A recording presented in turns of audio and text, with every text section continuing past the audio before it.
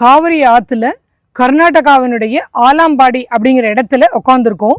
வீரப்பன் பத்தி தெரிஞ்சுக்கணும்னா ஒரு சின்ன பாஸ்போர்ட் சைஸ் போட்டோ வாண்டட் அப்படிங்கிற ஒரு போட்டோ தான் நம்ம எல்லாருக்குமே தெரியும். 85-86களில் 93வது வருஷம்தான் நமக்கு வீரப்பன்றவர் யாரு, அவர் எப்படி இருப்பாரு, காட்டுல அவர் எந்த மாதிரியான உடை அணிஞ்சிருப்பாரு, அவர் கூட எத்தனை பேர் இருப்பாங்க, இப்படிங்கிற எல்லா விஷயத்தையும் முதல்ல உலகத்துக்கு காமிச்சவர் அப்படின்னா சிவா மீடியா சிவா அவர்கள் தான். இவர் ஒரு பத்திரிகையாளர், எழுத்தாளர், புகைப்பட கலைஞர். ஸோ இந்த மாதிரி பன்முக திறமை கொண்டவர். இன்னைக்கு அவர்கிட்ட பேசுறதுக்கு நம்மளுக்கு நிறைய கேள்விகள் இருக்கு, பேசலாம். சார் வணக்கம். சார் வணக்கம். முதல்ல இப்போ லேட்டஸ்டா போய்கிட்டு இருக்க அந்த கான்ட்ரவர்சிலேருந்து ஆரம்பிப்போமா? அது ஏன் திடீர்னு வந்துச்சுன்னு நினைக்கிறீங்க? இல்லை, அது திடீர்னு வந்தது இல்லைங்க. 2017 விஜயகுமார் ஒரு நூல் எழுதி வெளியிட்டார். அதுக்கு ஒரு 10 வருஷத்துக்கு முன்னே இந்த நூல் எழுதுறாருங்கிறது எனக்கு தெரியும்.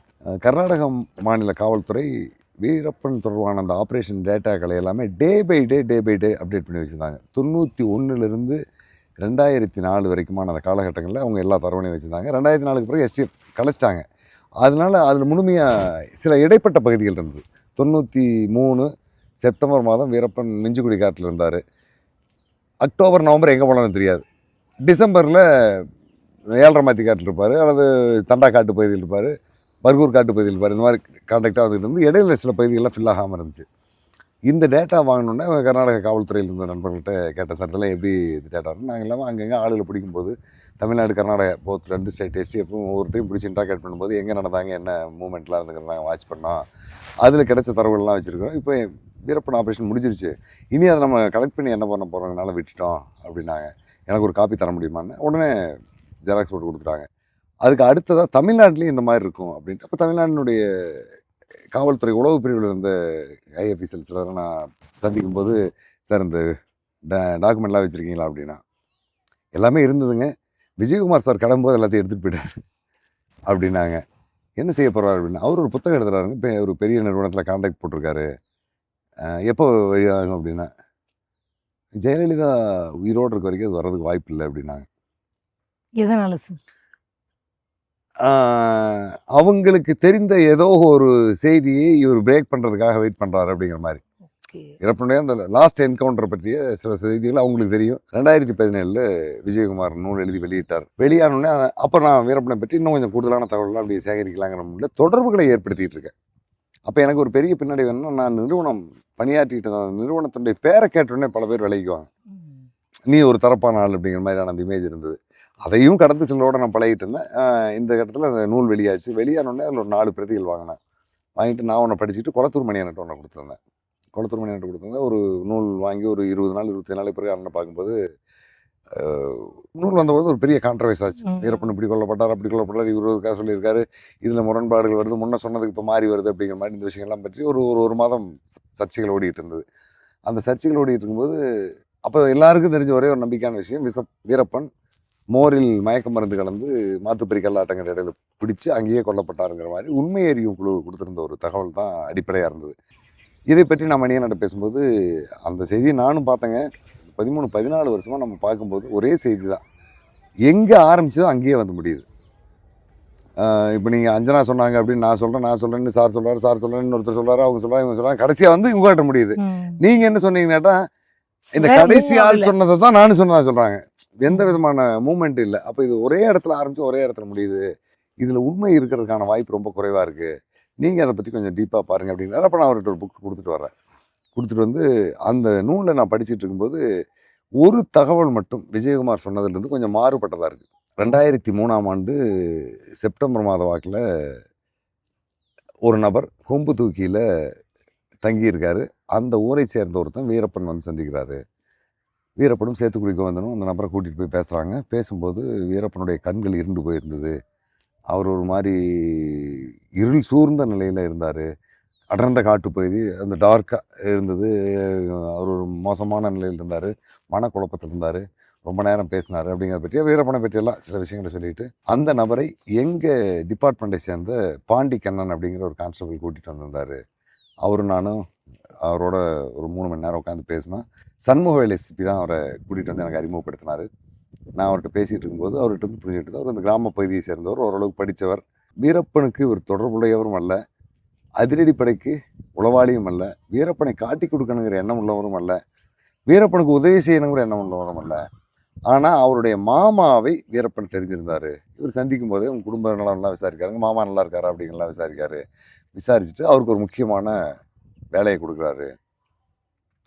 அந்த நபரை எங்களை சந்திக்க வந்தார். எங்களை சந்தித்து பேசி முடிச்சு போகும்போது அவருடைய உடல்நலம் குன்றியிருந்த அவருடைய மனைவியினுடைய மருத்துவ செலவுக்காகவும், பள்ளியில் படிச்சுட்டு இருக்கிற சின்ன குழந்தைகளுடைய செலவுக்காகவும் நான் ஒரு தொகை கொடுத்தேன். அந்த தொகையை அவர் வாங்க விரும்பலை. எனக்கு வேணாம், நான் இது ஏதோ நோக்கத்துக்காக செஞ்ச மாதிரி யாரும் வேணாம் அப்படின்னாரு. நீங்கள் இப்போ இந்த தகவலை, வீரப்பனை சந்தித்த தகவலை எங்களுக்கு என்ன அடிப்படையில் சொல்ல வரீங்க அப்படிங்கும்போது, எனக்கும் பாண்டிக்கண்ணனுக்கும் இருந்த நட்பின் அடிப்படையில் தான் நான் சொல்ல வந்திருக்கேன்னு சொன்னார்.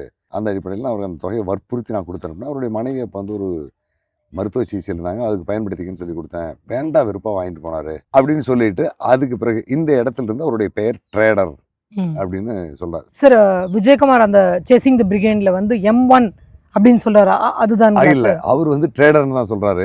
ஓகே. ஆனா அவர் தான் ட்ரேடர்னு சொல்றாரே தவிர, அந்த காலகட்டத்தில் இந்த அதிரடிப்படையினுடைய டீம் ஆஃபீஸர் இருக்காங்க இல்லையா, அவங்க வச்ச பேர் M1. Okay okay. விஜயகுமார் அஃபீஷியலாக அதிரடிப்படையினுடைய சீஃபாக இருக்கும்போது அதுக்கு பேர் M1. இவர் புத்தகம் எழுதும்போது அதை வந்து ட்ரேடர்னு மாத்துறாரு. அந்த நபர் M1 அப்படிங்கிற அந்த ட்ரேடர் எங்களுடைய தொடர்புக்கு வந்த பிறகு, வீரப்பன் அடுத்த சந்திப்பு நமக்கு இந்த பகுதியில் இருக்காது, காவிரி ஆற்றினுடைய அந்த பகுதியில் வேறொரு இடத்துல நம்ம சந்திப்போம் அப்படின்னு சொல்கிறாரு. அந்த இடத்துக்கு நீ வா அப்படின்னு சொல்லிட்டு அவருக்கு ஒரு முக்கியமான வேலையை கொடுக்குறாரு. அந்த வேலை திருச்சி மாவட்டத்தில் இருக்கக்கூடிய ஒரு நபரை சந்தித்து வர சொல்கிறது. நபர் யாருன்னா, ஆங்கில நாவல்களில் கூஸ் கிளவர்னு ஒருத்தர் வருவான், அவனை மாதிரியான ஒரு பின்னணி உள்ள ஒரு நபர். அவரை சந்திக்கிறதுக்காக அந்த ட்ரேடர் அங்கே போகிறாரு. அவரை சந்திக்க முடியாமல் அவர் திரும்பிடுறாரு. திரும்பினதுக்கு பிறகு இவங்களுடைய 2வது சந்திப்பு காவிரி ஆற்றினுடைய இன்னொரு கரையில் ஒரு 100 கிலோமீட்டர் தூரத்துக்கு அந்த பக்கம் நடக்குது. அப்படின்னா அந்த சந்திப்புகளை சொல்லிட்டு, அதுக்கு பிறகு தான் எங்களுக்கு மிஸ்டர் எக்ஸ் அப்படின்னு ஒருத்தர் உள்ள வர்றாரு. ஓ சரி சார். அவர் மூலமாக நலத்தில் தொடர்புகள்லாம் எடுத்தோம். கடைசியாக மிஸ்டர் எக்ஸை வந்து நாங்கள் எங்களுடைய சோர்ஸாக மாற்றிட்டோம். எக்ஸையும் வந்து வேறு ட்ரேடர் தான் கொண்டு போய் வீரப்பனோட அறிமுகப்படுத்துறாரு. அவருக்கும் வீரப்பனுக்குமான தொடர்புகள்லாம் போகுது. இது எல்லாம் நாங்கள் பக்கத்துல இருந்தே வாட்ச் பண்ணிகிட்டு இருக்கோம். இந்த இடத்துலேருந்து சண்முகவேல் நாகரிகமாக விளையிட்டு அந்த பொறுப்புகள் எல்லாம் செந்தாமரைக்கண்ணன் கொடுத்துட்டாரு. அதுக்கப்புறம் செந்தாமரைக்கண்ணன் தான் அந்த ஆப்ரேஷனில் லீட் பண்ண ஆரம்பித்தார் அப்படின்னு போயிட்டு அப்புறம் நிறைய உள்ள செய்திகள்லாம் சொல்ல ஆரம்பிக்கிறாரு. இதையெல்லாம் படிக்கும்போது கொம்பு தூக்கியில் பாண்டிக்கண்ணனுங்கிற ஒரு போலீஸ் மூலமாக கூட்டிகிட்டு வந்து அறிமுகப்படுத்தப்பட்ட அந்த ட்ரேடர் யாராக இருக்கும் அப்படிங்கிற நபரை பிடிச்சோம்னா இதில் ஒரு ரூட் தெரியும். கொம்பு தூக்கி தெரிஞ்ச ஊர். இந்த மாதிரி கர்நாடகா காட்டு பகுதிகளுக்குள்ள எல்லா ஊருக்கும் நான் போனதில்லை, எனக்கு அந்த கொம்பு தூக்கிங்கிற ஊர் தெரியும்.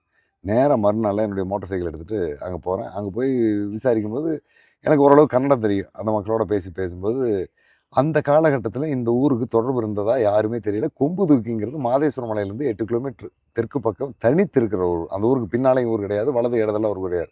போனால் அப்படியே திரும்பி வரும். அந்த ஊரை சேர்ந்த யாருமே வெளியூரில் இல்லை. மீண்டும் ஊருக்கு வந்துட்டு நான் அந்த புக் எடுத்து பார்க்குறேன். புக் எடுத்து படிக்க ஆரம்பிக்கிறேன். அந்த கட்டத்திலேயே இந்த பாண்டிக்கண்ணன் யார் அப்படிங்கிறத விசாரிக்கிறேன். பாண்டிக்கண்ணன் யாருன்னா, அதிரடிப்படையில் வேலை செஞ்ச 99 விழுக்காடு நபர்களுக்கு அந்த பேரை தெரியல. அப்போ இது வந்து IS இன்டெலிஜென்ட் டீம் ஆப்ரேஷனாக இன்டெலிஜென்ட் டீமில் யாராவது இருப்பாங்களா அப்படிங்கிற மாதிரி கேட்க ஆரம்பிக்கும்போது பாண்டிக்கண்ணன் ஒருத்தர் இருந்தான் அப்படிங்கிற ஒரு தகவல் சொல்கிறாங்க. சரி, இது அதிரடிப்படையில் ஒரு பக்கம் அந்த விசாரணை நடந்துட்டு போது செங்கப்பாடி ஊருக்குள்ளே நான் விசாரிக்கிறேன். STFல யாரெல்லாம் இருந்தாங்க. அந்த காலகட்டத்தில் வீரப்பன் கடைசியாக விஷம் வைத்து கொல்லப்பட்டார்னு சொல்லக்கூடிய இந்த காலகட்டத்தில் தமிழ்நாடு STFனுடைய ஒரு IS டீம் இங்கே ஒர்க் பண்ணுச்சு. கார்த்திகேயன், சார்லஸ், கந்தசாமி, செந்தில், பாண்டி இப்படிங்கிற பல பேர் இங்கே இருந்தாங்க அப்படின்னாங்க. இந்த பாண்டிங்கிறது யார் அப்படின்னு விசாரிக்கும்போது அந்த போலீஸ் பாண்டின்னு சொல்லுவாங்க, பாண்டின்னு தெரியும், ஆனால் அவனுடைய முழு பேர்லாம் எங்களுக்கு தெரியாதுங்கிறாங்க. இந்த நபரும் அந்த பாண்டிக்கண்ணன் ஒன்றா இருக்குமாங்கிறதுக்கான ஒரு பக்க தரவுகளை எல்லாம் எடுத்துக்கிட்டு இருக்கேன். இது ஒரு பக்கம் இது போயிட்டு இருக்கும்போது மீண்டும் நான் அந்த ஊர் கொம்பு தூக்கி போகிறேன். கொம்பு தூக்கியில் ஒரு நாள் காலை நேரத்துலேயே போயிடுறேன். போயிட்டு அப்புறம் வந்து ஆள்கிட்ட விசாரிக்கும் போது இந்த ஊருக்கு 2003, 2004 காலகட்டத்தில் யார் வந்து வெளியில் போனவங்க, இங்கே ஏதாவது வேலைக்காக வந்தவங்க யாராக இருக்குமா அப்படின்னு பார்க்கும்போது பழங்குடி மக்களுக்கான தொகுப்பு வீடுகள் ஒரு 30 வீடு கட்டப்பட்டிருக்கு. இந்த வேலைக்காக இங்கே வந்த ஆளாக இருக்கணும்.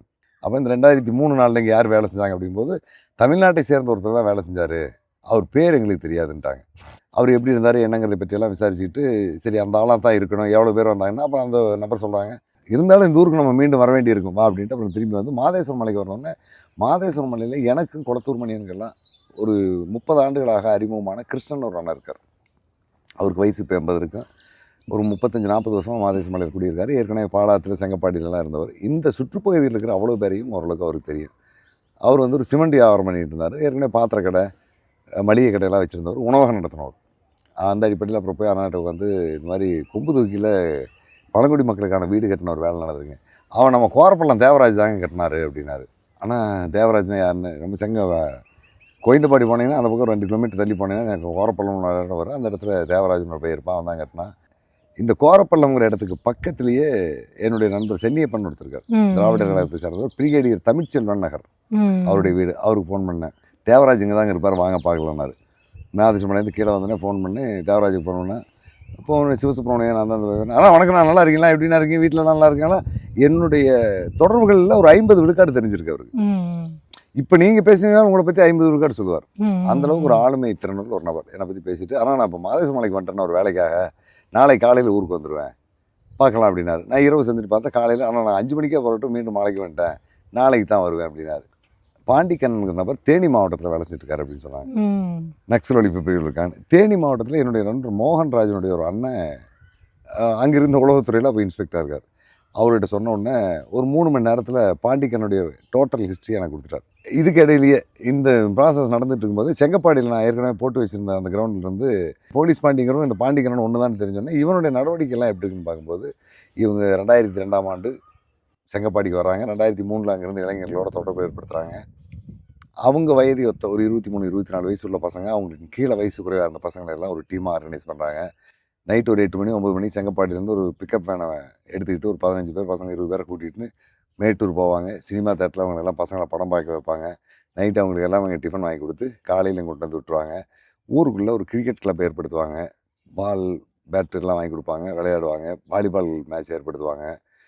இப்படியே அந்த இளைஞர்களோட ஒரு நெட்வொர்க் இந்த போலீஸினுடைய உளவுத்துறை உருவாகிட்டு இருந்தது. அந்த வயசை ஒத்த பசங்களை வச்சு இவங்களோட ஒரு 30-40 இளைஞர்கள் நெருங்கிய தொடர்பு இருக்காங்க.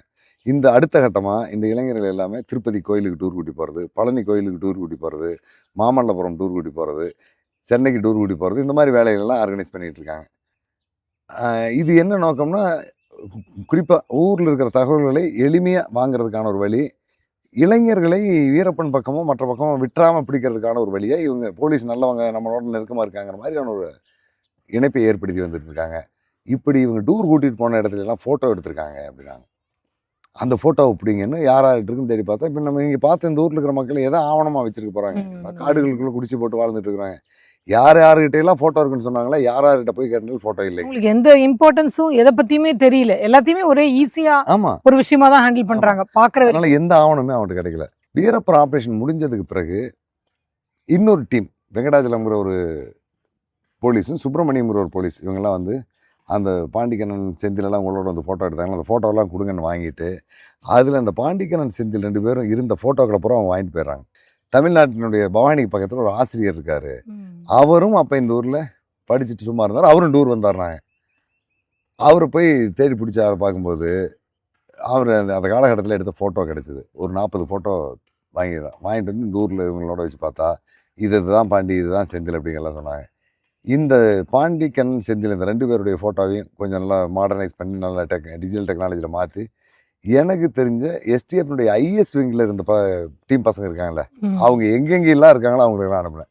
இவங்களுக்கு தெரியுமான்னு ஒரே நேரத்தில் அனுப்பி வச்சா ஒரு 6-7 பேர்கிட்ட இருந்து இவன் தான் பாண்டி, இவன் தான் பாண்டி, இவன் தான் செந்தில் அப்படிங்கிற தரவு எல்லாமே ஒரே மாதிரியான வந்துருச்சு.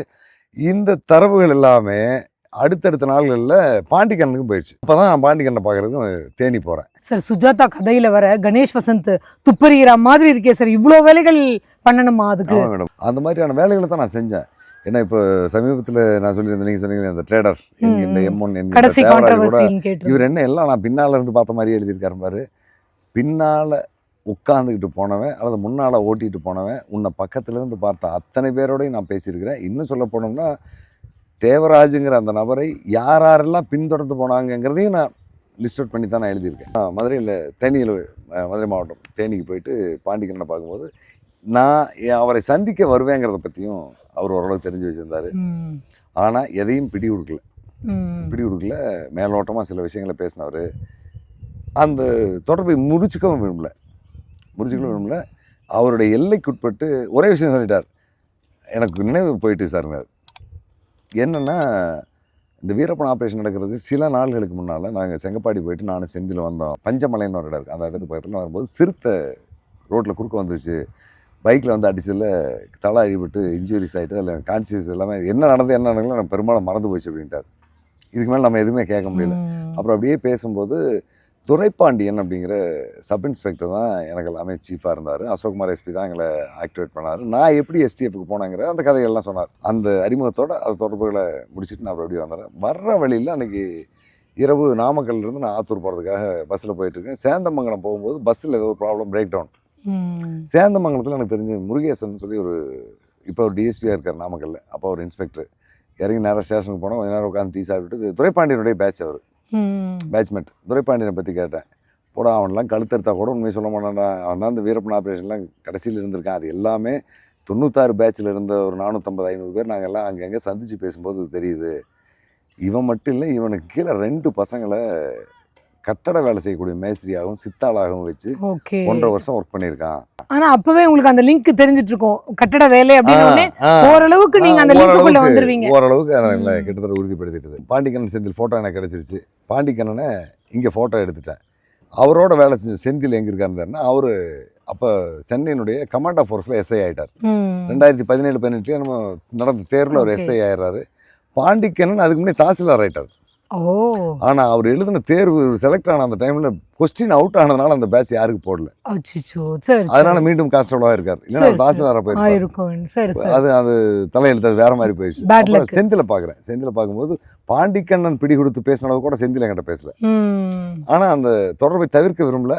அவரையும் பார்த்து ஃபோட்டோ எடுத்தேன். பாண்டிக்கண்ணன் செந்தில் 2 பேர் ஃபோட்டோ இருக்குது. இந்த 2 பேர் ஃபோட்டோவோட மீண்டும் கொம்பு தூக்கி போகிறேன். இந்த பழைய ஃபோட்டோவை காட்டி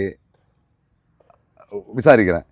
இவன் தான் சார் இங்கே இருந்தான், எங்கள் ஆள் இவன் தான் இருந்தான். இவன் பேர் முத்துன்னு சொன்னான் எங்கிட்ட வரும்போது. இவன் எங்களோட ஒரு 7-8 மாதம் இருந்தால். இந்த ஆளை நாங்கள் பார்க்கலன்ட்டாங்க. அப்புறம் இந்த ஃபோட்டோ காட்டினா இந்த நம்பர் இதுதான், இந்த ஃபோட்டோவில் இருக்கிற ஆள் தான். இப்போ இடையில கூட ஒரு 4 வருஷத்துக்கு முன்னே இங்கே வந்துட்டு போனார், எங்களெல்லாம் வந்து பார்த்து போனார் அப்படின்னாரு. அதுக்கு பிறகு அந்த பக்கம் மாற்றளி பகுதியில் நிறைய இன்னும் சோர்ஸ் வச்சுருக்கான். பாண்டிக்கண்ணன் வரப்போதான் இருக்காப்புல. நீங்க முத்துன்னு சொல்றது பாண்டிக்கண்ணன் நாங்கள் வேற பேர்ல இருந்திருக்காரு. சரி சரி. அது ஒவ்வொரு தட்டையும் ஒரு பேர் வச்சு புரியுது.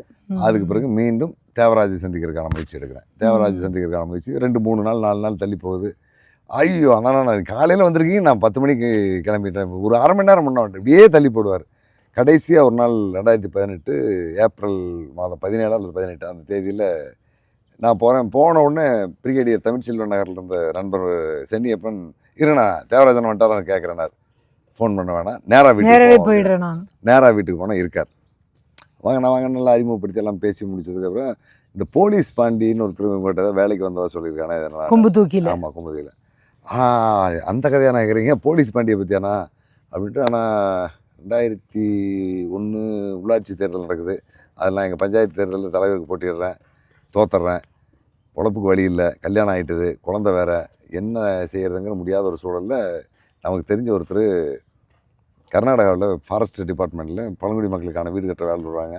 அங்கேயே செங்கல் மண்ணை விசாரித்துக்கலாம், அங்கேயே மணல் கிடக்குது எடுத்துக்கலாம், ஜல்லி மட்டும் இருந்து கொண்டு போனால் போதும். ஆளை கூட்டி போய் வச்சு வேலை செஞ்சோம்னா வீட்டுக்கு 30,000 பணம் கொடுக்குறாங்க. நமக்கு ஒரு 10,000 15,000 செலவு போனாலும் அடுத்து இது பொருள் இல்லை வாங்கணும்னா வீட்டுக்கு 5,000 கிடைக்கும். ஒரு 15 வீடு இருக்குது, போனால் ஒரு வருஷத்துக்கு நமக்கு ஒரு மாதிரி பொழப்பு ஓடுன்ட்டு நாங்கள் போய் வேலை செஞ்சுட்டு தானே. அப்படி வேலை செஞ்சுட்டு இருக்கும்போது இங்கேருந்தே ஆளுகளை ஒரு 6-7 பேரை கொண்டு போய் எல்லா வேலைகளையும் செஞ்சு அங்கேயே மண் சல்லி எல்லாம் எடுத்து போட்டு அங்கேயே வேலை செஞ்சுட்டு தான். அப்போ ஒரு நாள் சாயங்காலம் ஒரு 4 மணிக்கு ஒரு பையன் ஒரு கேரி பேக் கையில் பிடிச்சிட்டு வந்தான். ஒரு 3 டிஷர்ட்டு ஒரு லுங்கி தான் வந்துட்டு, ஒரு கையில் கொடுவால் இருந்தது. எந்த ஒரு பணி என்னன்னு கேட்டேன். நான் அந்த மாதிரி ஈரோடு டீச்சர்ஸ் காலனி, எங்கள் அப்பா அம்மா வாத்தியாராக இருக்காங்க, வீட்டில் கோச்சிட்டு வந்துட்டேன்னா. மேட்டூரில் ஹோட்டலில் வேலை செஞ்சேன். ஒரு மாதம் போச்சு, அங்கேயும் செட் ஆகலை. அப்புறம் மாதேச மலைக்கு வந்தால் இங்கே ஒரு 10 நாள் வேலை செஞ்சேன், இங்கே ஒன்றும் வேலை இல்லை. அப்புறம் ஏதாவது வேலை இருக்குமான்னு இருக்கும்போது இங்கே கொம்பு தூக்கியில் ஒருத்தர் தமிழ்நாடுக்காரர் வேலை செய்கிறாருன்னு சொன்னாங்க. அங்கே போனால் ஏதாவது வேலை கிடைக்குன்னு சொன்னாங்க. நான் ஏதாவது வேலை இருக்குமான்னு வந்தானே அப்படின்னு. அப்புறம் இவர் பேச்சு வழக்கில் ஆமாம்மா, இவர் பக்கத்தில் இருக்க சொல்கிறார், ஆமாம் இவன் பெரிய டாட்டா பிர்லா, இவன்ட்ட ஒரு 300 கோடி பேர் 400 கோடி முதலீடு போட்டு 3000 பேர் வேலை செய்கிறாங்க, நீ வேலை கிட்ட வந்திருக்க, போடா எங்களுக்கே சம்பளம் கொடுக்க மாட்டேங்கிறான், டீ ஜோ தான் போட்டுட்ருக்கேன், நீ வேறு வேலைக்கு வேண்டான்னு எங்கள் கூட்டம் வந்து ஒரு ஆள் சொன்னார், கூட கோயந்தன் ஒருத்தர். இதெல்லாம் சொல்லிட்டு இருக்கும்போது, ஏன்டா எனக்கெல்லாம் சம்பளம் கொடுக்குற அளவுக்கு கிடையாது, நான் முதலாளி இல்லை, ஏதோ வயிற்று பொழப்பு, அவனு ரூபா நான் ஒரு ரூபா சாப்பிட்டுட்டு இருக்கிறேன், எங்கெல்லாம் வேலைக்கெல்லாம் சம்பளம் தர முடியாதுப்பா, வேணா சோறு போடுறேன் சாப்பிட்டு இருக்கிறேன்னா இருன்னு சொன்னேன். நான் சொல்லிட்டு இருக்கும்போது மம்டி எடுத்தான், தட்டை எடுத்தான், சிமெண்ட் வலிச்சு கொடுத்தான், கல்லை எடுத்து வேலை செய்ய ஆரம்பிச்சிட்டான். இப்படியே ஒரு 6 மாதம் இருந்தான்னா. அதுக்கு பிறகு ஒரு நாள் அதிரடிப்படை முகாம் கொம்பு தூக்கி கொம்புதுக்கிலேருந்து மாதேஸ்வரம் வழியில் யானை திம்மத்தில் இருந்தது. அந்த வழியாக பைக்கில் போகும்போது இங்கே அந்த இடத்துல அதிரடிப்படை போலீஸாரோட நின்று பேசிகிட்டு இருந்தான். நான் கொஞ்சம் தூரம் தாண்டி போயிட்டு யாரா நம்ம பாண்டியாட்டிருக்கேன், பாண்டி என்னடா இங்கே பண்ணுறேன் அப்படின்னா, சார் கடைக்கு பீடி வாங்கலான்னு போயிட்டு வந்தாங்க, போலீஸார் கூப்பிட்டு எங்கே இருக்கேன்னு கேட்டுட்டு இருந்தாங்க, நான் பேசிகிட்டு இருந்தாங்க, பைக்கில் இப்படி வந்து ஏறிட்டு வந்துட்டான். அடுத்த முறை ஒரு 10 நாள் கழிச்சு போகும்போது அதே இடத்துல தமிழ்நாடு அதிரடிப்படை போலீஸ், கர்நாடக போலீஸ் அப்போ டவுட் வரும்ல, இவனு நின்றுட்டு இருந்தான். எங்கடா எங்கே நிற்கிறேன்னா இந்த மாதிரி பீடி வாங்க போனால் வந்தேன்னா கூட்டிகிட்டு வந்துட்டேன். கொண்டு வந்து நம்ம வேலைக்காட்டில் விட்டுட்டு அப்புறம் வேலை செய்கிற ஆளுகள் கூப்பிட்டு என்ன வெளியில் போகிறான் என்னன்னு கேட்கும்போது அப்புறம் தான் சொன்னாங்க, நைட்டு ஒரு நாள் காணாமல் போயிடுறான், 3 நாள் கழிச்சு வர்றான், திடீர்னு காணாமல் போகிறான் வர்றான், ஏதோ தனியாக உட்காந்து பேசிகிட்டு இருக்கான், வேலை நடந்துகிட்டு இருக்கு, வேலை செய்யறான், திடீர்னு காணாமல் போயிடுறான், கொஞ்சம் நடவடிக்கை சந்தேகமாக இருக்குது, மாடு மேய்க்கிறவனோட போய் பேசிகிட்டு இருக்கிறான், அப்புறம் இவனை பார்க்குறதுக்கு வெளியூர்ல இருந்தாலும் வேறு ஆளுகளாக வர்றாங்க, காட்டுக்குள்ளேயே வந்துட்டு காட்டுக்குள்ளேயே போகிறாங்க அப்படின்னு சொன்னோன்னே அப்புறம் நான் கூப்பிட்டு, தம்பி நீ அப்பா அம்மாட்ட கோச்சிட்டு வந்தோன்னு சொல்கிறது உண்மை இல்லை, உண்மையை சொல்லுப்பா, இது காட்டுராஜா காட்டுக்குள்ளே இருந்துகிட்டு இருக்கிறேன், ஏதாவது ஒரு பிரச்சனை என் குடும்பம்லாம் தாங்காது அப்படின்னு நான் சொன்னேன். நீங்கள் இப்போ இவ்வளோ தூரம் சொல்லிக்கிட்டு இருக்கிறது தேவராஜை பற்றி இல்லைங்களா? ஆமாம் மேடம், தேவராஜ் என்கிட்ட சொல்கிறார் பாண்டிக்கரன் எப்படி தனக்கு வேலைக்கு சேர்ந்தாருங்கிறத பற்றி சொல்கிறாரு. அப்புறம் அப்படி பேசிட்டு இருக்கும்போது நான் ரொம்ப ரெக்வஸ்ட் பண்ணி கேட்டுக்கிட்டேன், என்னடா நீ யாருப்பா அப்படின்னு கேட்டதுக்கப்புறம், சார் தப்பாக நினைக்காதீங்க, தமிழ்நாடு எஸ்டிஎஃப்னுடைய ஐஎஸ் விங்கை சேர்ந்தேன் நான், எங்கள் சுப்பீரியர் ஆஃபீஸருடைய உத்தரவின்படி நான் உங்கள்கிட்ட வேலைக்கு சேர்ந்தேன். Intelligence wing. ஆமாம், இன்டெலிஜென்ஸ் சொன்னால் கையெடுத்து கும்பிட்டுட்டேன், வேணாப்பா அப்படின்னு, தப்பாக நினைக்காதீங்க, இன்னும் ஒரு சில நாள் நான் இங்கேருந்து போயிடுவேன் அப்படின்னா, அதே மாதிரி ஒரு சில நாளில் அங்கேருந்து போயிட்டான். போனதுக்கப்புறம் செங்கப்பாடி பகுதிக்கு போனால் அங்கே போனேன் இங்கே போனேன்னு சொன்னால் அங்கங்கே வருவான் போவான். என்னப்பா வண்டி எங்கேப்பா இருக்குது அப்படின்னா, வாங்க சார் டீ சாப்பிடுவோம், நான் கூப்பிட்டா அவன் வருவான், அவங்க கூப்பிட்டா நான் போவோம், டீ சாப்பிடுவோம், 2-3 தடவை பார்த்தான், அவ்வளோதான் எனக்கு பாண்டியை பற்றி தெரியும். இப்போ போலீஸ் பாண்டி எங்கேனா இருக்கான், நீங்கள் எதை பார்த்தீங்களா அப்படின்னாரு. நான் ஏதோ தேனியில் இருக்கிற மாதிரி ஒரு தகவல் நான் கேள்விப்பட்டேங்க, மற்றபடி ஒன்றும் இல்லை. துரப்பாண்டியை உங்களுக்கு தெரியுமா? யார் நான் நம்ம குளத்தூர் எஸ்ஐ துரப்பாண்டியா? ஆனால் ஏன் கேட்குறீங்க, 96ல் நான் அவர் தான் போலீஸ் செலெக்ஷன் எஸ்ஐ செலெக்ஷன் ஒன்றா போனோம், ஃபிசிக்கலில் நாங்கள் அடித்து வந்துட்டோம், ரிட்டர்னில் எனக்கு பிடிங்கிருச்சு. அடுத்து 97ல் ஒரு தம்பி ஆறுமுகம் செலெக்ஷன் போனார், அப்பவும் நான் போனேன், அப்பவும் எனக்கு போயிட்டுது. எனக்கு நல்லா தெரியும்னா, குளத்தூரில் எஸ்ஐயாக இருக்கும்போது ஒரு தடவை ரோட்டில் வந்தார், வணக்கம் சார் அப்படின்னு வணக்கம் பாட்டு போயிட்டார். அதுக்கப்புறம் ஒரு நாள் ஸ்டேஷனுக்கு எங்கள் ஊருக்காரங்க ஏதோ ஒரு வேலையை கூப்பிட்டாங்க, போனால் 2 தடவை பார்த்துருக்கேன், அவ்வளோதான் அப்படின்னாரு. இதுவே எனக்கு நம்புற மாதிரி இல்லை. தன்னோட பேட்சில் ஒருத்தன் ட்ரைனிங் போயிட்டு வந்த ஒருத்தன் இந்த ஸ்டேஷனுக்கு எஸ்ஐயாக வந்திருக்கும் போது இவர் அவரை பார்த்துருப்பார் அல்லது இவரை பார்த்துருப்பார், இது நம்ம சொல்லி தெரிய வேண்டியதில்லை, எல்லாருக்கும் இயல்பாக இருக்கிறது. இவர் 2 முறை தான் பார்த்தேன்னு சொல்கிறாருங்கிறது எனக்கு ஒரு சந்தேகம். குளத்தூர் மணி என்னை பற்றி மற்றதெல்லாம் சில இதெல்லாம் பேசிட்டு இருந்தார், சும்மா அரசியலுக்கு அப்பாற்பட்ட அந்த நிகழ்வுகளை பற்றி ஒரு 1/2 மணி நேரம் பேசிட்டு அப்புறம் வந்துட்டேன். வந்தோடனே சென்னியப்பன் இவர் சொன்ன அந்த கூல கோவிந்தன் யார் அப்படின்னு, அவருக்கு சமையல் செஞ்சு போட்டுட்டு அங்கே இருந்தால் சொன்ன அந்த கூலகோவிந்தன், அவர் காலையில் பார்த்தலான்னார், காலையில் 7 மணிக்கெல்லாம் கூலகோவிந்தனை போய் பார்த்தோம். அவர் சென்னியப்பனுக்கு அறிமுகமானவர், அவர் கல்யாணம் ஆகாமல் பிரம்மச்சாரியாக ஊரில் வாழ்ந்துட்டு இருக்கார், இங்கே இருப்பார் அங்கே இருப்பார் அங்கே இருப்பார், இந்த கடையில் இருப்பார் அந்த கடையில் இருப்பார், ஊரே சுற்றி தேடி ஒரு 3 மணி நேரம் கண்டுபிடிக்க முடியல. அப்புறம் போய் பார்த்தா ஒரு பொது தண்ணியில் படுத்து காலாடி இப்படி தூங்கிட்டு இருந்தார். அவர் கோவிந்தனா வாங்க அப்படின்ட்டு, அண்ணனுக்கு என்ன பிடிக்கும் அப்படின்னு, கோட்டை பிடிக்கும் அப்படின்னாங்க, ரைட் வாங்க போகலாம் அப்படின்னு பைக் எடுத்துகிட்டு அண்ணன் கூட்டி போயிட்டு ஒரு பாட்டில் வாங்கி கொடுத்துட்டு சாப்பிட வச்சு, அந்த கொம்பு தூக்கில் நீங்கள் வேலை செஞ்சுட்டு இருக்கும்போது இந்த பையன் மட்டும் வந்தான், நான் இவன் போலீஸ் பாண்டி நல்லா தெரியுமே ஏப்பா அப்படின்னாரு. எப்படி ஆள் அப்படின்னா, அருமையான பையன், இப்போ வந்தாலும் என்னை பார்க்க வரும்போது ஒரு கோட்டரோட தான் வருவான். இவன் கூட செந்தில்னு ஒருத்தர் இருந்தான், அவன் நம்மால் பழையாச்சி வன்னியர், இவன் பிரத்தியார், நல்ல பசங்க. ஒரு 2 வருஷம் நாங்கள் வேலை செஞ்சோம், 1 வருஷம் எங்களோட இருந்தான், ஒரு 6-7 மாதம் யாருன்னு எங்களுக்கு தெரியாது, அதுக்கப்புறம் போலீஸ்னு தெரியும். தேவராஜுக்கு தெரியாதானே, அவன் தானே கூட்டிகிட்டு வந்தான், காலேஜில் எங்கள் ப்ரொஃபஸருடைய பையன் கோச்சிட்டு வந்துட்டான்னு சொல்லி கூப்பிட்டு வந்தான், அவனுக்கு எல்லாமே தெரியும். இப்போ பாண்டிக்கரனுக்கு 2 பிள்ளை இருக்குது, அவன் வீட்டுக்கு போயிட்டு வந்துருக்கிறான், எனக்கு மாதிரி அவனுக்கு 2 பிள்ளை இருக்குன்னா, துரப்பாண்டி கல்யாணத்துக்கு போயிட்டு வந்தான், துரப்பாண்டி அவங்க அப்பா இறந்து போனதுக்கு போயிட்டு வந்தான், துரப்பாண்டி தம்பி கல்யாணத்துக்கெல்லாம் போயிட்டு வந்தான். இப்போ கூட அவங்க எல்லாம் ஃபோன் பண்ணிகிட்டு இருப்பாங்க, நல்லா இருக்காங்க கேட்டால் நல்லா இருக்கான்னு சொல்லுவான், அவனுக்கு எல்லாமே தெரியும் அப்போ அப்படின்னாரு. இந்த பாண்டிக்கரன் போலீஸும் யார் தெரியுமா, அவர் சிஐடி போலீஸு, வீரப்பன் கதையே இவனால தான் முடிச்சு, உனக்கு தெரியாதா அப்படின்னாரு. என்னண்ணா அப்படின்னு, அதெல்லாம் பெரிய கதைப்பா, அது இன்னொரு நாள் பேசுவோம் அப்படின்ட்டு கிளம்பிட்டார். அவர் கட்டிக்கு முடிச்சதுக்கு கிளம்பிட்டார். உங்களுக்கு ஓரளவு கன்ஃபார்ம் ஆயிட்டு இருக்கும் இவர் தான். ஆமாம், இவர்கிட்ட ஒரு ரகசியம் இருக்குது, விஜயகுமார் சொன்ன கேரக்டர் தான் அப்படின்ட்டு. குளத்தூர் மணி எனக்கு ஃபோன் பண்ணுறேன், வீட்டில் தான் இருக்க தமிழ் வாங்க அப்படின்னாரு. வீட்டுக்கு போனேன், பேசியிருந்தேன். அந்த புக்கை கொடுத்துட்டு போனீங்களே விஜயகுமார் எழுதுன புத்தகம் படித்தேன். அதில் திருச்சிக்கு பக்கத்தில் இருக்கிற ஒரு ஊரில் இருந்து அந்த கூஸ் கிழவனை சந்திக்கிறதுக்கு ஒரு நபரை அனுப்பினேன் அப்படின்னு சொல்லி விஜயகுமார் சொல்லியிருப்பார். அந்த நபர் கலிய பெருமாள் தாங்க அப்படின்னாரு. நீங்கள் சொல்கிறத பார்த்தாக்கா புலவர் கலிய பெருமாள் வந்து இந்த விஷயத்தில் விஜயகுமாருக்கு ஒரு டூல் மாதிரி அப்படிங்கிற மாதிரி அவர் சொல்லியிருக்காரா சார்? ஆமாம் சொல்லியிருக்கார். அது ஒரு டூல் மட்டும் இல்லை, அது ஒரு பெரிய வெப்பனாகவே எடுத்திருக்கார். அதை எடுத்துக்காரு. அது அப்போ பின்னால் தெரியுது. அப்புறம் மணி என்ன புலவர் கலிய பெருமாளை தாங்க அப்படிங்கிறாரு. நான் என்ன நான் நம்ப முடியாத ஒரு குழப்பமாக இருக்குது அப்படின்னா, புலவர் கலிய பெருமாளை வீரப்பன் சந்திக்க விரும்பினார். அதுக்கான சில வேலைகளை என்கிட்ட செய்ய சொன்னார். புலவர் கலிய பெருமாள் வீரப்பனை சந்திக்க போனது தொடர்பான விவரங்கள் எல்லாமே அரூர் வேடியப்பனுக்கு தெரியும். நீங்கள் அரூர் வேடியப்பனை சந்திச்சிங்கன்னா ஃபர்தர் டீட்டெயில் கிடைக்கும் அப்படின்னு. சார் சமீபத்தில் கூட நான் அரூர் வேடியப்பனை பார்த்துருந்தப்ப கூட இந்த மாதிரிலாம் நடந்த மாதிரி அவர் ஒன்றும் சொல்லிக்கலையே சார். இல்லைங்க, ஏதாவது இது என்னென்னு பார்த்தீங்கன்னா, எஸ்டிஎஃப் அப்படிங்கிற அந்த ஆப்ரேஷன் டீம் ஒன்று, இன்டெலிஜென்ட் டீம் ஒன்று, இன்டெலிஜென்ட்டில் ஏபிசிடிஇஎஃப்னு ஒரு 4 டீம் இருக்குது. அந்த டீமில் ஒரு டீம் புலவர் கலிய பெருமாளை சந்திக்க போகிறதுக்கான அந்த ஒர்க்கை பார்க்குது. அதில் அந்த ஆளுக்கு தெரியும். இதையெல்லாம் கடந்து இன்னொரு லைனில் வேடியப்பன் இருக்கார். அவருக்கு இங்கே நடந்த எதுவுமே தெரியாது. இது எல்லாமே நான் ஒருத்தன் டிராவல் பண்ணி போகிறதுனால என்னால் தெரிஞ்சுக்க முடியுது. நீங்கள் ஒட்டுமொத்தமாக போய் தேடி கண்டுபிடிக்கிறதுனால உங்களால் அந்த நெட்வொர்க்கை பிடிக்க முடியுது. பட் இவங்க யாருக்குமே இது ஒருத்தரோட ஒருத்தர் இருக்க கனெக்ஷன் தெரியல. புலவர் கலிய பெருமாளுக்கு நம்மளை சந்திக்க வீரப்பன் அனுப்பினால் விஜயகுமாருடைய அனுமதியோட தான் வர்றாங்கிறது தெரியாது. அவர் சாகும் வரைக்குமே தெரியாது. ஏன்னா அவருக்கு அது சம்பந்தம் இல்லாத ரோல் இல்லையா, அதனால அவருக்கு தெரியாது. இந்த அடிப்படையில் புலவர் கலிய பெருமாளை சந்திக்க போனது, பிறகு புலவர் கலிய பெருமாள் சந்திச்சது எல்லாமே வீரப்பன் இறந்த சில ஆண்டுகளுக்கு பிறகு நான் வேடியப்பனோட ஒரு நிகழ்ச்சியில் இருக்கும்போது புலவர் கலிய பெருமாளை பார்க்கணும் வீரப்பன் கேட்டதாரு. அது எது சாத்தியமாச்சான்னு கேட்டேன். தோழர் சந்திச்சு வந்துட்டாருங்க அப்படின்னு வேடியப்பன் சொன்னாரு. ஆனால் அதுக்கப்புறம் என்ன நடந்துச்சு என்னங்கிறது நான் பேசுறதுக்கு வாய்ப்பு இல்லை, நான் அதை பற்றி பேச முடியல, நான் விட்டுட்டேன், நீங்கள் அவரை பார்த்தா தெரியும்னாரு. மறுநாள் வேடியப்பனுக்கு ஃபோன் பண்ணுறேன். அவர் அடுத்த நாள் நான் சேலம் வர்றேங்கிறாரு. சேலம் வந்தோடனே நண்பருடைய அலுவலகத்தில் கதிரவன் பத்திரிகை நண்பர், அவர் ஏற்கனவே வேடியப்பனுக்கு நல்லா அறிமுகமானவர். அவர் முன்னால் வச்சுட்டு தான் பேசினேன். பேசும்போது நான் தேவராஜுடைய ஃபோட்டோவை காட்டினேன். இந்த நபர் உங்களுக்கு பார்த்துருக்கீங்களா? பார்த்துருக்கேன்னாரு. தேவராஜ் அண்ணன் தேவராஜான்ட்டாரு. இந்த நபருடைய அறிமுகம் எப்படி கிடைச்சதுங்கும் போது அப்புறம் மணி அண்ணன் சொன்ன விஷயங்கள் எல்லாமே சொல்கிறேன். ஆமாங்க, புலவர் கலிய பெருமாளை வீரப்ப சந்திக்க விரும்பினது உண்மைதான். புலவர் கலிய பெருமாள் அரூருக்கு நான் வந்துடுறேன், நீங்கள் அங்கே வந்துருங்கன்னு சொல்லியிருக்காரு. அதுக்கு முன்பாக தேவராஜ் புலவரோட பேசிடுறாரு. புலவரோட எப்படி சந்திப்பு நடந்தது அப்படிங்கும்போது அவரு சொன்னார், குளத்தூர் மணி அண்ணனை வீரப்பன் ஒரு முறை சந்திச்சு புலவர் கலிய பெருமாளை நான் பார்க்கணும்னு கேட்டிருக்காரு. புலவர் உங்களை சந்திக்கிற விரும்புறான்னு தெரியணும், தெரிஞ்சுதான் நான் சொல்ல முடியும்னு இருக்காரு. சரின்னு அவர் வீரப்பன் சொல்லிட்டாரு. அதுக்கு பிறகு ஒரு நிகழ்ச்சி ஒன்றில், அதாவது பொன்பரப்பில் அரசேந்திரன் ஒருத்தருக்கார். அவர் ராஜேந்திரன்பாங்க, தமிழரசனோட பயணம் பண்ணவர். அவர் தமிழ்நாடு விடுதலை படையில் இருந்த ஒரு முக்கிய பொறுப்பில் இருந்தவர். அவங்க அப்பா இறந்து போனதுடைய ஒரு படத்திறப்பு நிகழ்ச்சி நடக்குது. அந்த நிகழ்ச்சிக்கு புலவர் வந்திருக்காரு, மணியண்ணன் போயிருக்காரு. அந்த நிகழ்ச்சியில் பேசும்போது மணியண்ணன் உங்கள் மாதிரி வீரப்பன் உங்களை சந்திக்கிறேன்னு சொல்கிறாரு, நீங்கள் சந்திக்க விருப்பப்படுறீங்களா அப்படின்னு கேட்கவும் நான் சந்திக்கிறேன்ட்டு இருக்காரு. அப்போ மணியண்ணன் சரி அப்படின்ட்டு ஒரு 10 ரூபா நோட்டில் அந்த வெள்ளைத்தாள் பகுதியில் ஒரு கையெழுத்து போட்டு, இதை பார்த்துங்க, இந்த நோட்டை யார் கொண்டு வந்து கொடுக்குறாங்களோ அவங்க மூலமாக நீங்கள் வீரப்பனை சந்திக்கிறதுக்கு போகலாம், இதை நான் கொடுத்து அனுப்பிடுறேன் அப்படின்னு சொல்லிட்டு வந்துட்டாரு. அதுக்கு பிறகு ஒரு மாதம் கழிச்சு அந்த நோட்டோடு தேவராஜ் போய் புலவரை பார்த்துருக்காரு. கூட ஐயந்துரையும் வந்த மாதிரி சொன்னார். இல்லை, புலவரை பார்க்கும்போது தேவராஜ் மட்டும்தான் போனாரா, ஐயந்துரை போனாரான்னு தெரியல. புலவர் அதுக்கு பிறகு வேடியப்பனை வர சொல்றார்.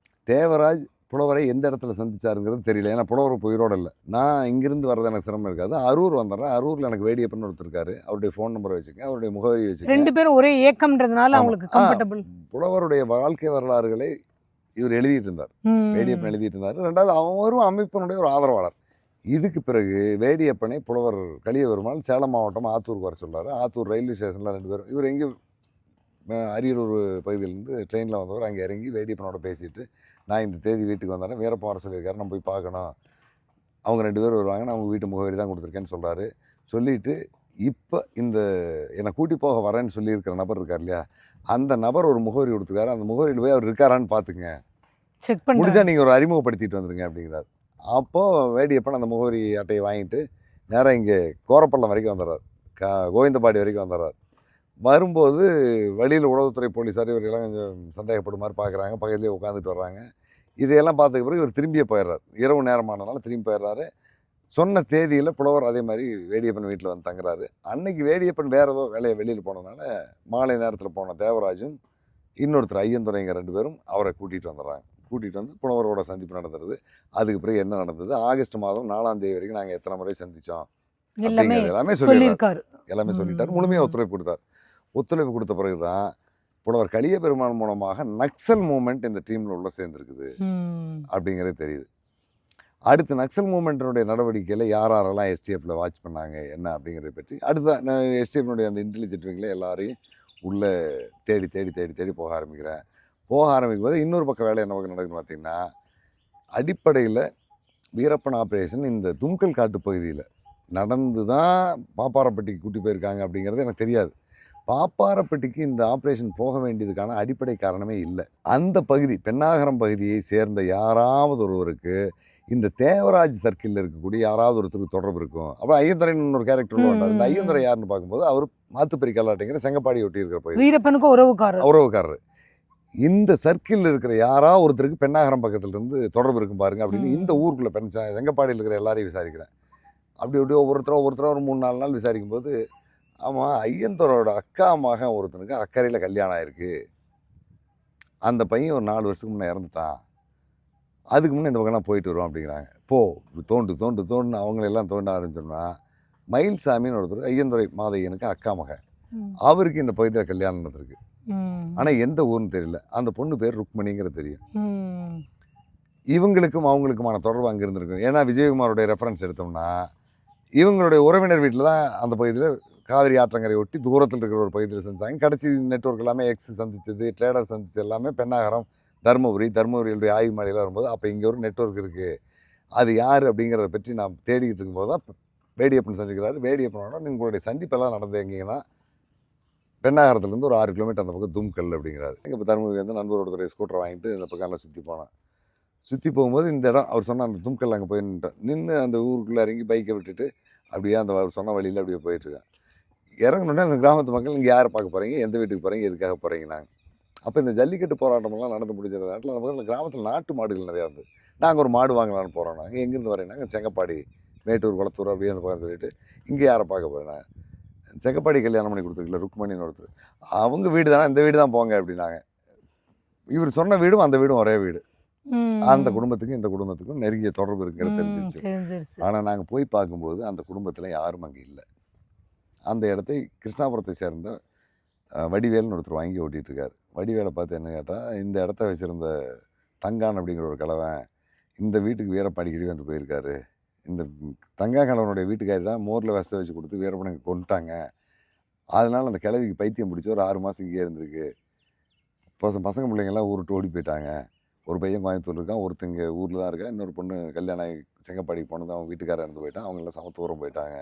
இப்போ நான் 4 வருஷம் இருந்த வீட்டை வாங்கி தங்காங்கிழவனும் இப்போ உடம்பு சரியில்லாமல் பக்கத்து ஊரில் இருக்காருனாங்க. அதுக்குள்ளே அவர் இறந்துட்டார். அங்கே ஒரு நிகழ்வு நடந்ததுக்கான ஒரு சின்ன தடயம் இருக்குது. வீரப்பனுக்கு வந்து போனாருங்கிறது. அந்த பக்கம் சுற்றி எங்கே பார்த்தீங்கன்னா வெறும் காடாக இருக்காத வர எங்கேயும் மக்களே பார்க்க முடியல. ஆடு மாடு மேய்க்கிறவங்க எல்லாம் கேட்டாலும் யாருக்கு அதை பற்றி தெரியல.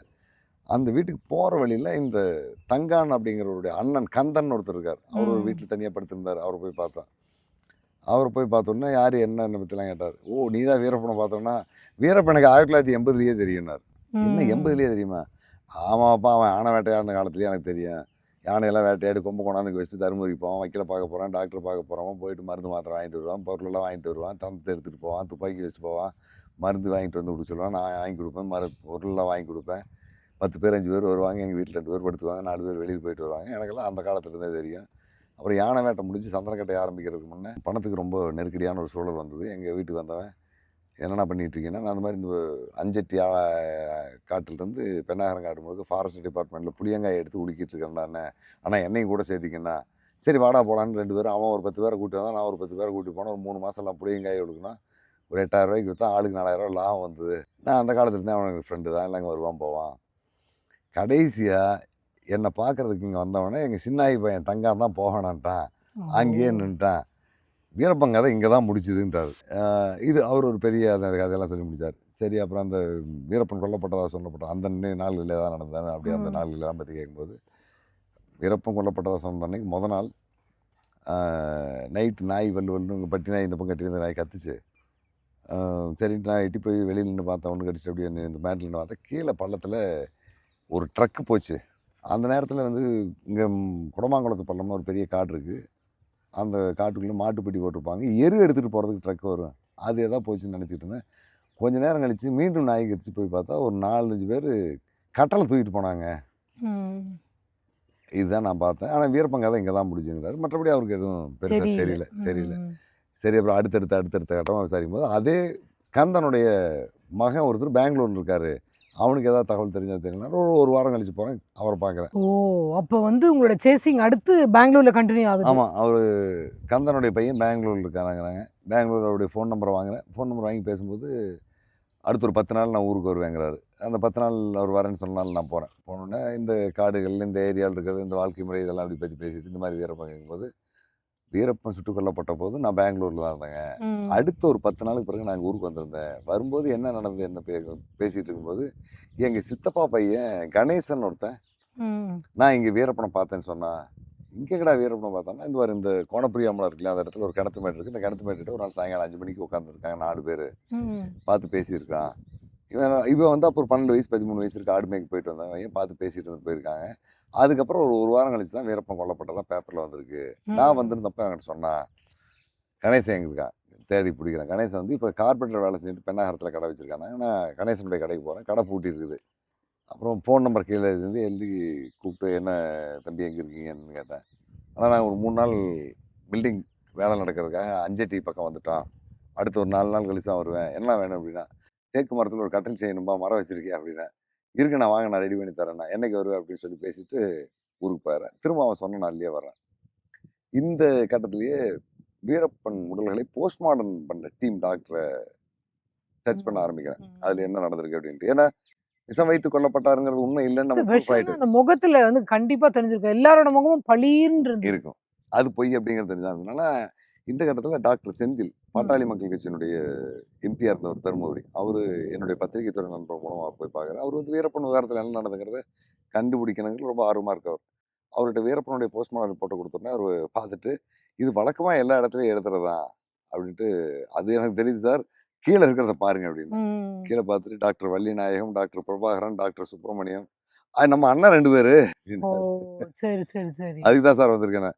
உடனே போன போட்டோம்னா அந்த மாதிரி தம்பி ஒருத்தர் வருவாரு, உங்கள்கிட்ட முக்கியமான விஷயம் கேட்பாரு, நீங்க எங்கிட்ட சொல்ற மாதிரி நானும் வரட்டுமா, தம்பி மட்டும் அனுப்பிட்டு போனாரு. இல்ல நீங்க வேணாம், நான் தம்பிகிட்டே பேசிக்கிறேன், 2 டாக்டருக்கு ஃபோன் பண்ணி நீங்க போங்க அப்படின்ட்டாரு. நேராக போனோன்னே அப்புறம் அவங்க என்ன நடந்ததுன்னு சொன்னாங்க. வீரப்பன் உடலில் எந்த விதமான விஷமும் கிடையாது, எதுவும் கிடையாது. உடற்கூறு ஆய்வுக்கு நாங்கள் பயன்படுத்துறது, நான் மொத்தம் 100 போஸ்ட்மார்டம் பண்ணியிருக்கேன் சர்வீஸில். எங்கூட வேலை செஞ்சவர் ஒரு 150 பண்ணியிருக்காரு. அவர் ஃபோன் பண்ணி கேட்குறாரு, அவர் 150 பண்ணியிருக்கேன். ஆனால் வள்ளிநாயகம் 1000 பண்ணவர், அவர் எக்ஸ்பர்ட்டு. அவர் கூட நாங்கள் துணைக்கு போயிட்டு வந்தோம். ஆனால் வீரப்பன் விஷம் வைத்து கொல்லப்படவில்லை. வீரப்பன் கொல்லப்பட்டதுக்கான உயிரிழப்புக்கான காரணம் என்னவாகும்போது, இந்த நெற்றியில் ஏறி இருந்த தோட்டா தான், அதுதான் அவர் உயிர் போயிருக்கு. இன் பாயிண்ட் எக்ஸிட் பாயிண்ட்னு ஒன்று இருக்குது, அதில் பார்த்தா இன் பாயிண்ட் எக்ஸிட் பாயிண்ட் கரெக்டாக இருந்து போயிடுது. அதே மாதிரி மீதி 3 பேரும் இதுதான் இருந்திருக்காங்க. இறைப்பையெல்லாம் ஆய்வு பண்ணோம். ஆனா அவங்க சொல்லும்போது அந்த ஒரு இடத்துல மட்டும் தானே சார் வேற அங்கங்க காயங்கள் இருந்தது. காயங்கள அந்த காயங்களை எல்லாம் குறிப்பிடுறோம். அந்த காயங்களினால் உயிரிழப்பு ஏற்படவில்லை என்பதால் அதை நாங்கள் பெருசா எடுத்துக்கலங்கிறாங்க. அப்ப நிச்சயமா தோட்டா கிடையாது, தோட்டா கிடையாது, அது கிளியரா இருக்கு. தோட்டாவும் இருக்குது, ஒரு சில இடங்கள் தோட்டா இருக்கு, ஒரு சில இடங்கள் எறும்பு முடிஞ்சிருக்கு. இதெல்லாம் வந்து உயிரிழப்புக்கான காரணம் இல்லைங்கிறனால அவங்க அதை பெருசா எடுத்துக்கல. அடுத்தபடியா சீனியர் டாக்டர் வள்ளிநாயகம் என்னென்னலாம் சொன்னாலும் நாங்கள் ஃபாலோ பண்ணிக்கிட்டு இருந்தோம். இதில் ஏதாவது குழப்பம் வந்தால் நம்ம தெளிவு பண்ணிக்கலாங்கிறதுக்காக நாங்கள் ஆப்ரேஷன் தியேட்டரில் உள்ளே போனதுலேருந்து வெளியில் வந்த வரைக்கும் நடந்த அவ்வளவும் வீடியோ ரெக்கார்டாக போலீஸ் எடுத்து வச்சுருக்காங்க. அதுக்கப்புறம் பார்க்கும்போது இதனால தான் இவங்க உயிரிழந்தாங்கிறத நாங்கள் உறுதிப்படுத்திட்டோமே தவிர, அந்த துப்பாக்கி பக்கத்திலிருந்து சுடப்பட்டதா, தூரத்திலிருந்து சுடப்பட்டதா, எந்த வகையில் சுடப்பட்டது, எத்தனை மணிக்கு சுடப்பட்டது, எந்த சைட்லேருந்து வந்தது, அதெல்லாம் எதுவுமே எங்களுக்கு தெரியாது. வள்ளிநாயகத்துக்கும் தெரியாது, எனக்கும் தெரியாது, எங்கள் கூட இருந்ததுக்கும் தெரியாது. ஒருவேளை மிலிட்ரி டாக்டர் இருந்தாங்கன்னா அதையெல்லாம் ஆய்வு பண்ணுறதுக்கான வாய்ப்பு இருக்கும், எங்களுக்கு அதை பற்றியெல்லாம் தெரியாது. ஆனால் ஒன்று மட்டும் உறுதியாக சொன்னேன், வீரப்பன் விஷம் வைத்து கொல்லப்படவில்லை. கன்ஃபார்ம் பண்ணிட்டாங்க. சரி, இவங்ககிட்ட இவ்வளோதான் எடுக்க முடியும். அப்புறம் டாக்டர்கிட்ட பேசிட்டு, அப்போ மார்ச் வரியில் வேலை செஞ்ச ஆளு யாருங்கிறதெல்லாம் பழைய ஃபோட்டோ மற்றதெல்லாம் எடுத்து பார்த்தா, அதுலேருந்து 2 பேர் ரிட்டையர்ட் ஆகிட்டாங்க, ஒருத்தர் பெண்ணாகரத்தில் ஒர்க் பண்ணாங்க.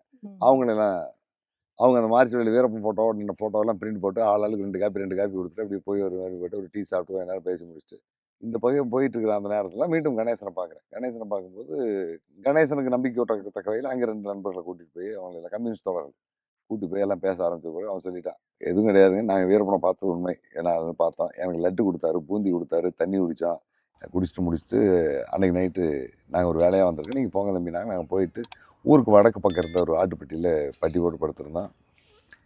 அன்றைக்கி நைட் 2 மணிக்கு ஒரு சிவப்பு கலர் மாருதி கார் எங்கள் பட்டிக்கு கிழக்கு பக்கம் ரோட்டில் வந்து நிற்கிது. அதுலேருந்து 2 பேர் இறங்கி வர்றாங்க. 3 பேரா 2 பேரான்னு தெரியல, ஆனால் 2 பேர் எனக்கு உறுதியாக தெரியுது, இன்னொரு ஆள் நான் உறுதியாக பார்க்கல. 3 கூட இருக்கலாம்.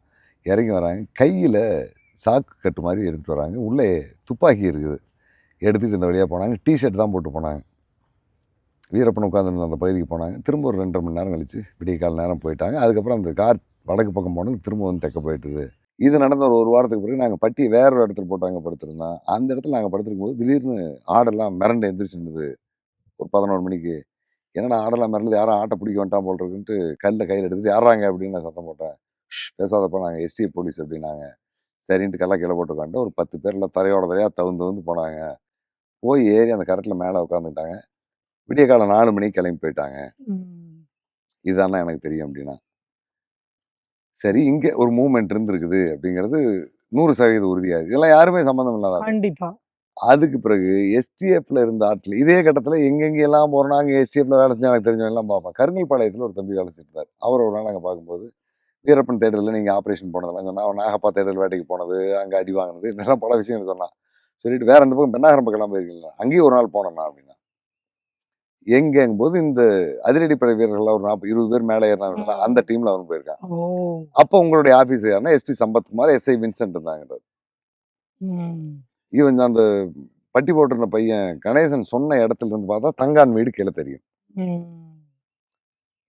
அப்ப இங்கேயும் ஒரு சில ஆப்ரேஷன்லாம் நடந்திருக்கு. இது எல்லாமே ஒண்ணுன்னா ஒவ்வொருத்தருடைய வருஷம். அதுக்கப்புறம் டேவிட் சப் இன்ஸ்பெக்டர் பார்க்குறேன். பலதரப்பட்ட இடத்துல விசாரிக்கிறீங்க. ஒரு பக்கம் மார்ச்சுவரி, ஒரு பக்கம் இந்த கந்தன், தங்கான் எல்லாமா நீங்க விசாரிக்கிறீங்க. விசாரிக்கும் போது எல்லாமா வந்து அந்த தங்கான் வீட்டுல தான் முடியுது. வேடியப்பனா அதான் உறுதிப்படுத்துறாரு.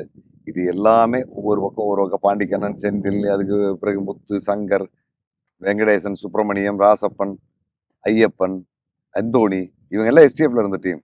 ஒவ்வொருத்தருங்களையும் போய் இவங்க எல்லாம் எஸ்டிஎஃப் ஆப்ரேஷன் டீம் எல்லாம் போட்டு அதுல இருந்து ஒன்னொன்னா எடுத்து SP Ashokkumar, SP Sampathkumar, SP Shanmugavel, இவங்க எல்லாரோடும் சுத்தி விசாரிச்சு ஒரு தரவுகளை எல்லாம் கொட்டி வந்து குவிச்சு அதை எல்லாம் திரும்ப அப்படி ஒழுங்கு பண்ணோம்னா ஒரு ஸ்டோரி ஃபார்மேட்டிங் வருது. இதுக்கிடையிலேயே நான் பெண்ணாகரம் போனது, தங்கான் வீட்டுக்கு போனது, அவங்க அண்ணன் அந்த தங்கானுடைய பையன் ஒருத்தர் இருக்கார் முத்துன்னு, அவரை பார்த்தது. அவர் எனக்கு எளிமை எதுவுமே தெரியாண்டார். நான் ஃபைனான்ஸில் வேலை செஞ்சுட்டு இருந்தேன். எங்கள் அப்பா வீட்டில் இருந்தார். நான் வீட்டுக்கு போகிற வர இருப்பேன். எனக்கு அங்கே என்ன நடந்தது 2 முறை நான் வீட்டுக்கு போகும்போது வீரப்பாளு வந்தாங்க. இந்த தொடர்பு வச்சுக்காதுன்னு சொல்லிட்டு வந்துட்டேன் எங்கள் அப்பாட்ட. அதுக்கப்புறம் எங்கள் அப்பா செத்து போனால் என்ன நடந்தது தெரியலன்ட்டான். இது எல்லாம் முடிச்சு இந்த பக்கம் மாத்துப்பெரி கலாட்டிலையும் இவங்க எல்லாம் இந்த பக்கம் இருந்து நடந்து விசாரிக்கிறது, தேவராஜை பார்த்தது, பாண்டிக்கரனை பார்த்து, செந்தில் பார்த்து எல்லா தகவல்களுமே கடைசியாக துரைப்பாண்டியனுக்கு போகுது. துரைப்பாண்டியன் 96ல சேலம் டவுன் எஸ்ஐயா வந்த காலத்துல இருந்து எனக்கு தெரிஞ்சவர். ஆனா இவர் இந்த ஆபரேஷன் இருப்பாருன்னு எனக்கு 2019 வரைக்குமே தெரியாது. அதுக்கப்புறம் தான் துரைப்பாண்டியன் பேசுறேன். பேசும்போது அப்படியே சில விஷயங்களை தட்டி கழிச்சு அப்படியே போனார். அப்புறம் ஒரு இடத்துக்கு பிறகு இது நான் எல்லா பக்கம் சுத்தி வந்துட்டேன். நீங்க எல்லார் பேரையும் சொல்லும் போது அந்த லிங்க் பாப்பாங்கல்ல, அவங்க எல்லாமே அவருக்கு வந்து வரும்போது அப்புறம் அதுக்கு பிறகு ஒரு சில விஷயங்களை ரொம்ப வெளிப்படையா பேசினாரு. இதுக்கு இடையில தமிழ்நாடு விடுதலை படையினுடைய அமைப்பை சேர்ந்த தோழர்கள் சிலர் வந்து போலீஸ் ஸ்பையா மாத்திருக்காங்க. அவங்களையும் பாக்குறேன். அவங்களெல்லாம் பார்க்கும்போது அவன் தெளிவா சொல்றான், பண்ணாரி சக்தி சுகர் ஃபேக்டரி ஆப்பக்கூடல இருக்கிற ஃபேக்டரியில தான் செந்தாமரைக்கண்ணன் தங்கியிருப்பாரு. அங்கதான் இந்த வேன் நின்றுட்டு இருந்தது. நீங்க சொல்ற வேன் கடைசி ஃபைனல் ஆபரேஷன் நடந்த வேன். அங்கதான் சரவணன் இருப்பாரு, அங்கதான் வெள்ளத்துறை இருப்பாங்க, அங்கதான் வீரப்பனையும் பிடிச்சிட்டு வந்து வச்சிருந்தாங்க அப்படிங்கிறாங்க. ஒரு ரூம்ல ஒரு ஆள் தனியா ஒரு நபர் வச்சிருப்பாங்க. அந்த நபர் டோரே திறக்காது. நான் பலமுறை போயிருக்கேன். அந்த இடத்துல அந்த நபர் வச்சிருந்தாரு. கடைசி ஒரு 5-6 நாள்ல ஒரு காஃபி உள்ள கொண்டு போவாங்க, ஒரு டிஃபன் கொண்டு போவாங்க. நாங்க வெளியில் தங்கியிருப்போம் அப்படின்னா அந்த இடத்துல நான் வீரப்பன் இருப்பாருன்னு நான் சந்தேகப்பட்டேன் அப்படின்னா. இல்ல, அது அங்க இருந்தது வீரப்பன் இல்ல, மிஸ்டர் எக்ஸ் அப்படின்னு சொல்லக்கூடிய சுந்தரமூர்த்தி தான் உள்ள பிடிச்சி. ஆமா. அதுக்கப்புறம் மாவோயிஸ்ட் அமைப்புடைய தொடர்புகள், மதுரை விவேக், இவங்க எல்லாரையும் எடுத்து காவல்துறையினுடைய இன்டெலிஜென்ட் இது எல்லாத்தையும் நம்ம கோசைட் போய் பார்த்தோம்னா மிஸ்டர் எக்ஸ் அப்படின்னு சொல்லக்கூடியது மாவோயிஸ்ட் அமைப்பை சேர்ந்த சுந்தரமூர்த்தியை தான் கொண்டு வராங்க. அவரை தான் போலீஸ் ஸ்பையா மாற்றி அவர் மூலமாக ஆயுதங்கள் கொடுக்குறாங்க. வீரப்பங்கிட்ட ஒரே ஒரு AK-47 ஃபயரிங் பின் இல்லாத துப்பாக்கி தான் இருந்திருக்கு. பயன்படுத்த முடியாத ஒரு துப்பாக்கி தான் அவர்கிட்ட இருந்திருக்கு. SLR 2 303 நான் டபுள் பேரல் 1 இதான் அவங்ககிட்ட இருந்தது. ஒரு SLR ஒரு AK-47 ஃபயரிங் பின் இல்லாத துப்பாக்கி. சோ இது எல்லாமே தேவராஜுக்கு தெரியுதுங்களா சார்? இன்னும் இவர் முக்கா போலீஸ் இல்ல, எஸ்ஐ துரைப்பாண்டியனோட ட்ரைனிங் போனவர், போலீஸோட நெருங்கி தொடர்பு இருக்கிறவர், IG விஜயகுமாரோட உட்காந்து பேசக்கூடியவர், கடைசி 5 நாளுக்கு முன்ன வரைக்கும் நான் தொடர்பில் இருந்தேன், அதுக்கு பிறகு என்ன நடந்ததுன்னு எனக்கு தெரியாதுங்கிறது முழுக்க பொய். ஏன்னா உங்களுக்காக இருந்தாலும் எனக்காக இருந்தாலும் கடைசி 5 நாள் வரைக்கும் ஒரு வருஷத்தில் தொடர்பில் இருந்த ஒரு நபர் திடீர்னு கொல்லப்படுறாருன்னா என்ன நடந்திருக்குங்கிறது தெரிஞ்சுக்காமல் நம்ம சாகவே முடியும். இது கூட வேணாங்க, வீரப்பன்கிற ஒரு பெரிய தேடுதலுக்குள்ள ஒரு நபரை ஒரு பற்றி வெளியே சொன்னால் சிக்கல் அப்படிங்கிற ஒரு பயம் இருந்திருக்கலாம். எஸ்டிஎஃப்லையும் பயம் வரும், இங்கே வரும், நம்ம வெளியே சொல்லக்கூடாது இருந்திருக்கலாம். ஆனால் தன்னுடைய மனசாட்சிக்கு பயந்த சில நண்பர்கள், சில உறவினர்கள், தன்னுடைய மனைவி, இவங்ககிட்டயாவது சொல்லியிருப்பார். இவர் என்னுடைய மனைவிக்கே 2018 வரைக்கும் தெரியாதுங்கிறார். இவர் ஒரு உயிர்நாடியான வேலையை செஞ்சுருக்கார். வீரப்பன் தன்னுடைய அமைப்பை பலப்படுத்துறதுக்காக நக்சல் அமைப்போடு சேர்றாரு. நக்சல் அமைப்பை சேர்ந்த போராளிகள் பலர் உள்ள வந்து பேசுகிறாங்க, சந்திக்கிறாங்க, கலந்துரையாடுறாங்க. அடுத்தடுத்த கட்ட நகர்வுகள் நடக்குது. அந்த அமைப்பு என்ன செய்யுங்கிறத காவல்துறையும் கண்காணிச்சிட்டு இருக்குது. அதனுடைய மூவ்மெண்ட் எப்படி போகுங்கிறது தெரியும். அண்ட் இன்னொன்று, ஃபைனல் ஆப்ரேஷன்ல சரவணனும் வெள்ளத்துறையும் வண்டி ஓட்டிட்டு போறாங்க. அந்த வெள்ளத்துறையும் இவர் கூட்டிட்டு போயிருக்காரு. நான் தனியா தான் கூட்டிட்டு போனேன், அப்ப யாரும் கூட வரல அப்படிங்கறத உங்க பேட்டியில சொல்லியிருக்காரு. அப்ப வெள்ளத்துறைன்னு வரும்போது என்னையே இந்த மாதிரி யூஸ் பண்ணிட்டீங்க நீங்க அப்படின்னாவது இவர் போய் போலீஸ் பக்கம் சண்டை போட்டுக்கணும். வீரப்பன் கிட்ட கேட்க முடியாது, ஏன்னா அவர் ஆல்ரெடி முடிஞ்சு போச்சு அவரோட கதை. என்ன தெரியும், நம்ம சண்டை போட்டிருப்போம், துறைப்பாண்டியெல்லாம் சட்டையை பிடிச்சி கேட்டிருப்போம். என்ன சார் நடந்தது, என்ன நடந்தது கடைசி 5 நாளைக்கு முன்னாடி எனக்கு சொல்லணுமா இல்லையா அப்படின்னு கேட்டிருப்போம். கேட்காமலே இருக்க முடியாது. இவராவது ஒரு தனி மனிதன், இவர் சொல்றதை கூட நம்ம ஏற்றுக்கலாம். ஆனால் அதுக்கு பின்னால் இருந்த ஒரு அமைப்பு இருக்கு இல்லையா, தமிழ்நாடு மாவோயிஸ்ட் அமைப்பு.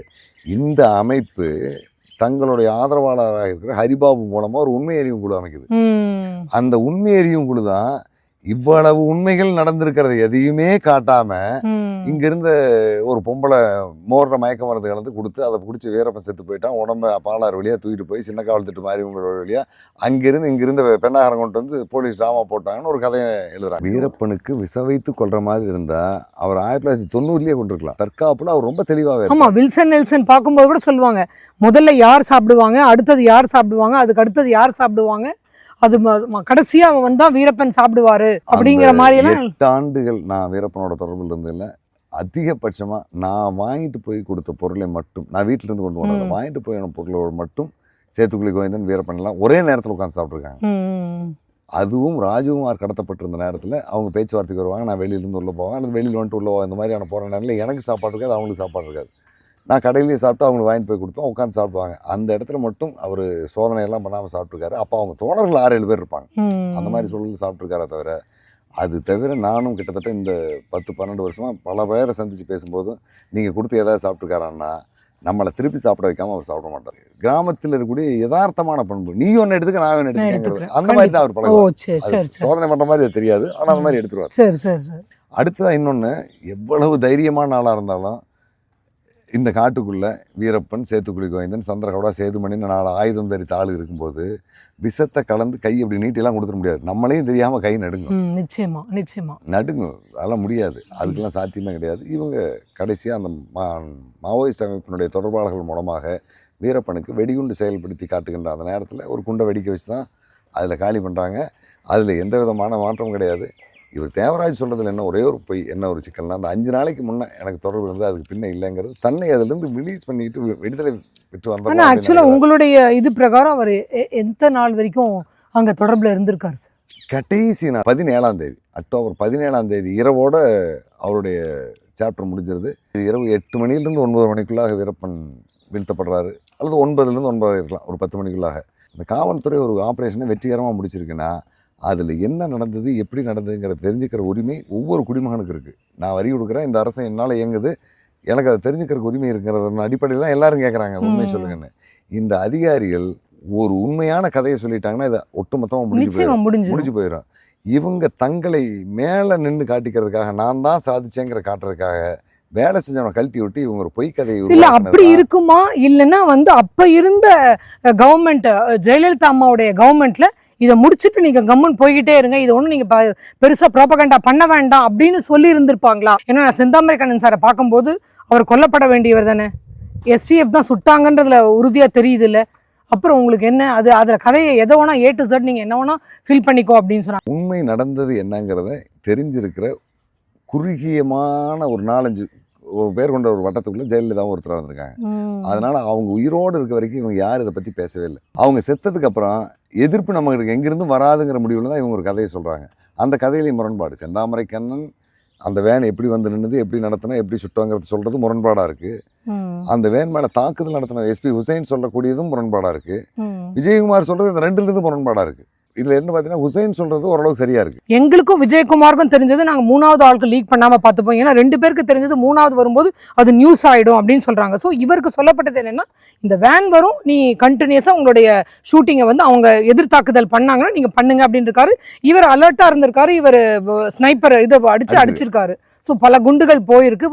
அதுவும் எல்லாமே இந்த வேனுடைய சைடில் டாப்ல அப்படி போயிருந்திருக்கு. இதில் அதிரடிப்படையில் இருந்த பல அதிகாரிகள் மற்றும் எல்லாம் பேசும்போது இவங்க சொல்லியிருக்கிறது எல்லாமே பார்த்தீங்கன்னா, வீரப்பன் வந்த டெம்போ டிராவலர் வேனில் முன்னால் ஒரு சீட்டு 4 பேர் உட்கார மாதிரி, அதுக்கு பின்னால் 2 பேர் உட்கார மாதிரி, அதுக்கு பின்னால் 2 பேர் உட்கார மாதிரி, 2வது சீட்டில் சேர்த்துக்கூடி, 3வது சீட்டில் வீரப்பன், 4வது சீட்டில் சந்திரகவுடா, 5வது சீட்டில் இப்படியெல்லாம் உட்காந்துருந்தா சொல்லிகிட்டே இருப்பாங்க.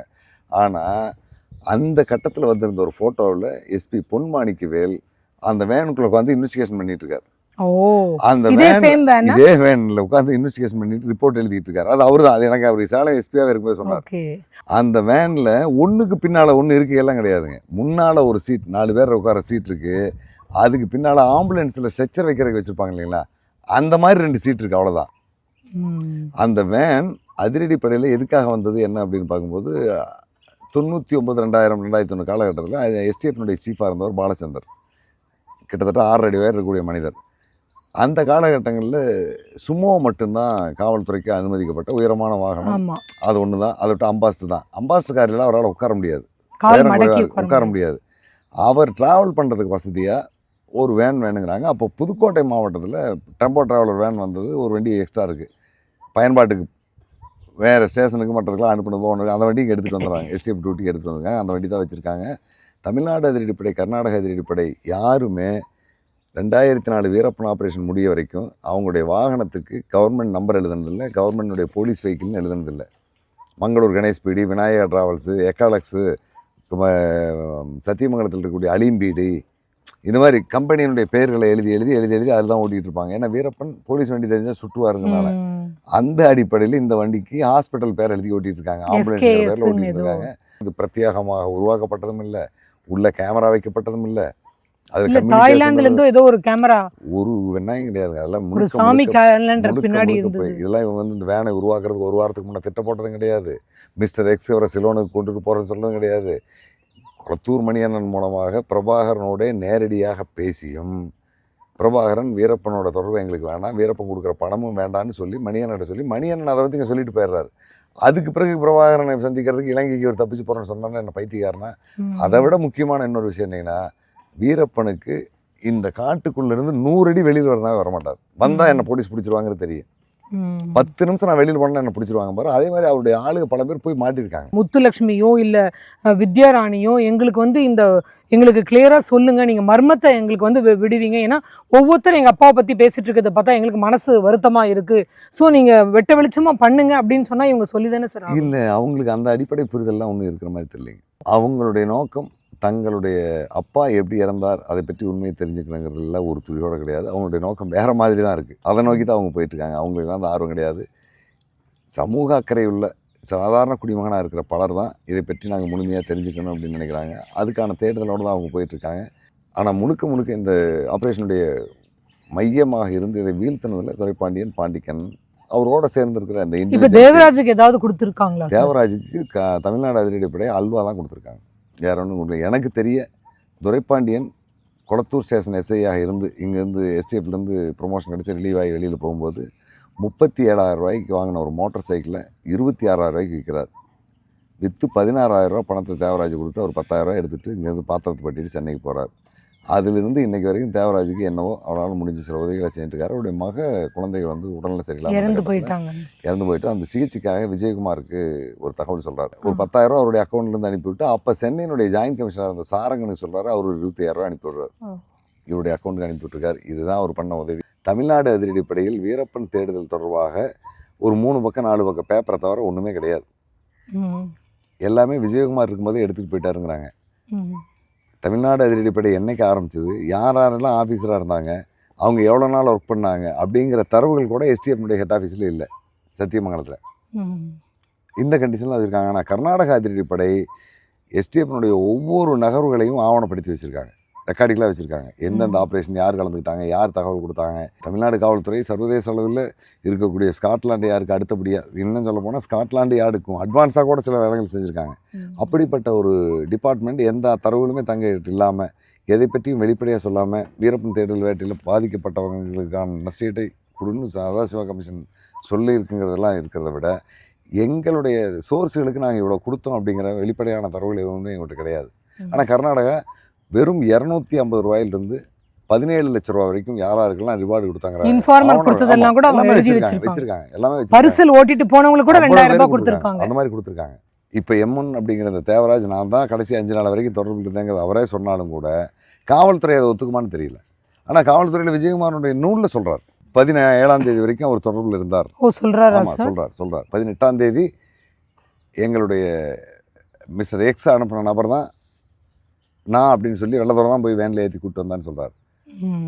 அப்போ 17ஆம் தேதி வரைக்கும் இந்த எக்ஸ் அப்படிங்கிற நபரும் எம்என் அப்படிங்கிற நபரும் தொடர்பில் இருந்தால் சொல்கிறார். நாகேஷ்ன்னு நினைக்கிறேன் இல்லை சார், அவரோட உறவினர் பேர் ராஜ்குமாரோட உறவினர் நாகேஷ் தானே சார். அவர் பேசியிருப்பாரு. அதாவது ஒரு சக்கரை தண்ணியை தட்டில் போட்டாரு, ஒரு இலைய வந்து இப்படி தேய்ச்சாரு, அது அப்படியே கேக் மாதிரி ஆயிடுச்சுன்னு. அந்த மாதிரி காட்டில் வேற என்னென்னலாம் அதிசயங்கள் நீங்க பார்த்த வரைக்கும்? கிழங்கு நிறைய கொடுத்துருக்காங்க. கிழங்கெல்லாம் மண்ணிலேருந்து நோண்டி எடுத்து அதை தேனில் தொட்டு சாப்பிட்ற மாதிரி கொடுத்துருக்காங்க. நீங்கள் சொன்ன மாதிரி இந்த இலையை சக்கரை தண்ணியில் கரைச்சி விட்டாங்கன்னா அது அல்வா மாதிரி கெட்டி ஆயிரும். அந்த தண்ணி கொடுத்துருக்காங்க. அது எல்லாமே வீரப்பனுக்கு மட்டும் இல்லை, காடுகளுக்குள்ள தொடர்ந்து பயணிச்சுட்டு இருக்கிற எல்லாருக்குமே அந்த மாதிரியான இலைகள், மரங்கள், காய்கள் இதெல்லாம் பற்றி தெரியும். அந்த மாதிரி நிறைய கொடுத்துருக்காரு. அசைவ உணவுகள் கொடுத்துருக்காங்க. வீரப்பனை பொறுத்த வரைக்கும் நம்ம போகும்போது ஏதாவது ஒரு சிறப்பான ஒரு உணவை தயார் பண்ணி கொடுப்பாரு. நீங்கள் வந்து உங்களோட இதை பற்றி சொல்லும்போது நான் வந்து ஒரு ரிமோட்ல இருந்து, அதாவது கூகுள் மேப்பில் கூட என்னுடைய கிராமத்தை கண்டுபிடிக்க முடியாது, அந்த இடத்துல இருந்து தான் நான் வந்தேன் அப்படின்னு சொல்கிறீங்க. ஒரு ஒல்லியாக தேகத்தோட ஒரு பெரிய ஒரு கேமராவை வச்சுக்கிட்டு நீங்கள் நிற்கிற ஃபோட்டோ வந்து எங்களுக்கு இன்னும் அப்படியே ஞாபகம் இருக்குது. ஃபஸ்ட்டு வீரப்பன் இதில். ஸோ அன்னைக்கு அந்த ஃபோட்டோ எடுக்க போனீங்க, இன்னைக்கு உங்கள் கூடயே ஃபோட்டோ எடுத்துக்கணும் அப்படிங்கிற மாதிரி நிறைய இது நம்ம பார்த்துக்கிட்டு இருக்கோம் உங்களோட இதில். தொடர்ந்து இதில் உங்களுக்கு ஏன் கூடுதல் இன்ட்ரெஸ்ட் வந்தது? இல்லை வேறு ஒன்றும் இல்லைங்க. அதாவது ஒரு பத்திரிக்கையாளர் நம்ம ஒரு ஃபீல்டுக்குள்ளே வந்துட்டோம்.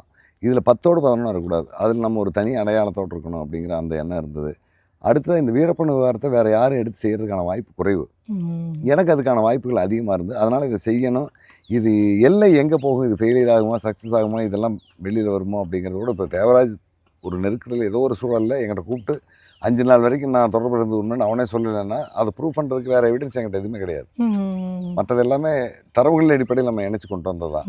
சில தரவுகள் இருக்குது, ஆடியோவாகவும் மற்ற வீடியோவாகவும் நம்ம எடுத்து வச்சுருக்கிறோம். இருந்தாலுமே அவர் வாயாலேயே அவர் சொல்கிறது தான் அது நமக்கு கிரெடிட்டாக இருக்கும். வீரப்பன் அப்படிங்கிற ஒரு நபர் 2 மாநிலம் அல்ல, இந்தியா முழுவதும் அல்ல, உலகம் முழுவதும் இருக்கக்கூடிய பல நபர்களுக்கான ரோல் மாடலாக பார்க்கக்கூடிய ஒரு ஆள். அவருடைய மரணம் எப்படி நடந்தது, அதை தமிழ்நாடு காவல்துறை எப்படி செஞ்சுது, அந்த காவல்துறையில் யார் அதை செஞ்சாங்க, அவனுடைய புத்திசாலித்தனம் என்ன, அவங்க எப்படி அதை அணுகுனாங்க அப்படிங்கிறத பற்றி வெளியில் சொல்லணும். அதன் மூலமாக எனக்கு பேர் கிடைக்கிறத காவல்துறைக்கும் ஒரு புகழ் கிடைக்கணும். அந்த வேலையை செஞ்சவங்க சரியாக செஞ்சவங்களுக்கு அந்த பேர் கிடைக்கணும் அப்படிங்கிற அந்த ஒட்டுமொத்த நோக்கத்தின் இப்படி தான் கொண்டு போனேன். அதில் ஓரளவுக்கு 90 விழுக்காடு நான் வெற்றி அடைஞ்சதாக தான் நினைக்கிறேன். இன்றைக்கே நான் வந்து வீரப்பனை பற்றி எதிரான ஒரு வார்த்தையை சொல்லிட்டேன்னா என்னையே திட்டுறான்.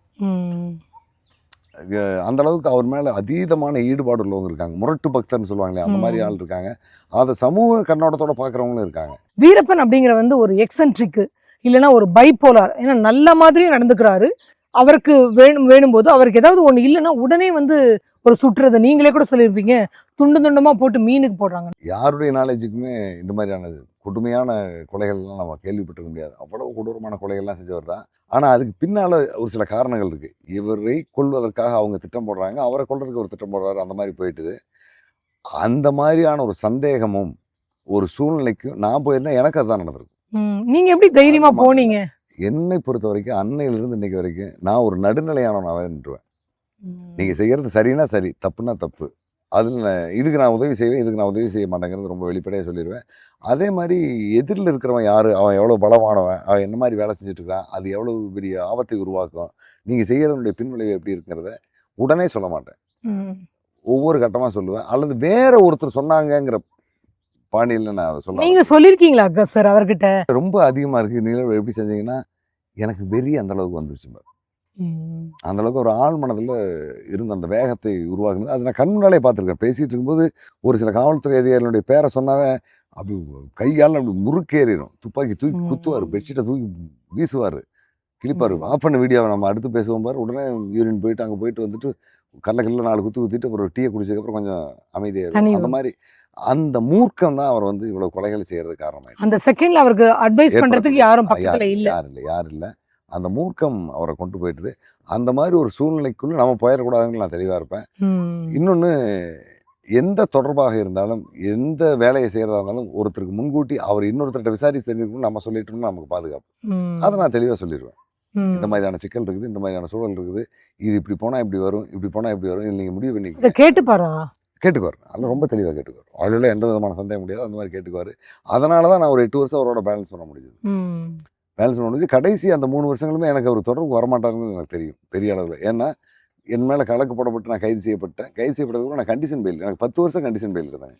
ஸோ திடீர்னு 2001 ஒரு ஃபைன் டே வந்து தமிழக STFல இருந்து உங்க நண்பர்கள் அப்படிங்கிற மாதிரி தான் உள்ள வராங்க. கொஞ்சம் வெளியில வான்னு சொல்லி கூட்டிட்டு போறாங்க. என்னன்னு கூட பெருசா சொல்லல.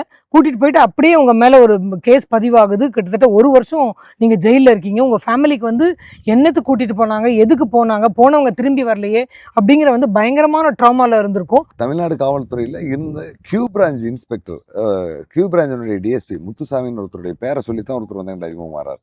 சார் உங்களை பார்க்க வந்தாரு, உங்களை பார்க்கறதுக்காக நாங்கள் வந்தாங்க. வண்டி பிரேக் டவுன் ஆகிட்டு சார் அங்கே முன்னால் உட்காந்துட்டு இருக்காருனாங்க. எங்கள் வீட்டிலேருந்து ஒரு 200 அடி தூரத்தில் அந்த இடத்துக்கு போகிற வழியில் என்னை ஜீப்பில் தூக்கிட்டு போயிடுறாங்க. இப்போ எங்கள் ஆசிரியர் நக்கீரன் கோபால், இணை ஆசிரியர் காமராஜுக்கெல்லாம் தகவல் சொல்கிறாங்க. அவங்கெல்லாம் தேடி அந்த கடையிலலாம் வந்து விசாரிக்கும் போது மொழி புரியாத யாரோ அங்கே வந்து உட்காந்து பேசிட்டு இருந்தாங்க. கர்நாடகாரங்களாக இருக்கும், ஆனால் வந்தவங்க போலீஸ் தாங்கிறது தெரியுது. அதுக்கப்புறம் எங்கள் வழக்கறிஞர் பிடி பெருமாள், பாப்பா மோகன் இவங்கெல்லாம் எடுத்த அந்த அடுத்தடுத்த கட்ட முயற்சியினுடைய விளைவாக அன்னைக்கு இரவு 9:30 மணிக்கு என்னை யாரோ அடையாளம் தெரியாதவங்க கடத்திட்டு போயிட்டாங்கிற கேஸ் ரெஜிஸ்டர் ஆயிருது.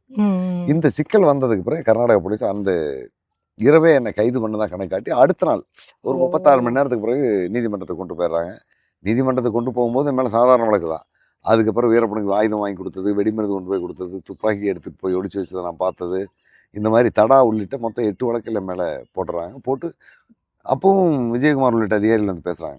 அப்போ பேசும்போது அவங்களுடைய டார்கெட் என்னவா இருக்குன்னா, தமிழ்நாடு முதலமைச்சராக இருந்த கலைஞருக்கு எதிராகவும் எங்கள் ஆசிரியர் கோபாலுக்கு எதிராகவும் வாக்குமூலம் கொடுக்கணும்.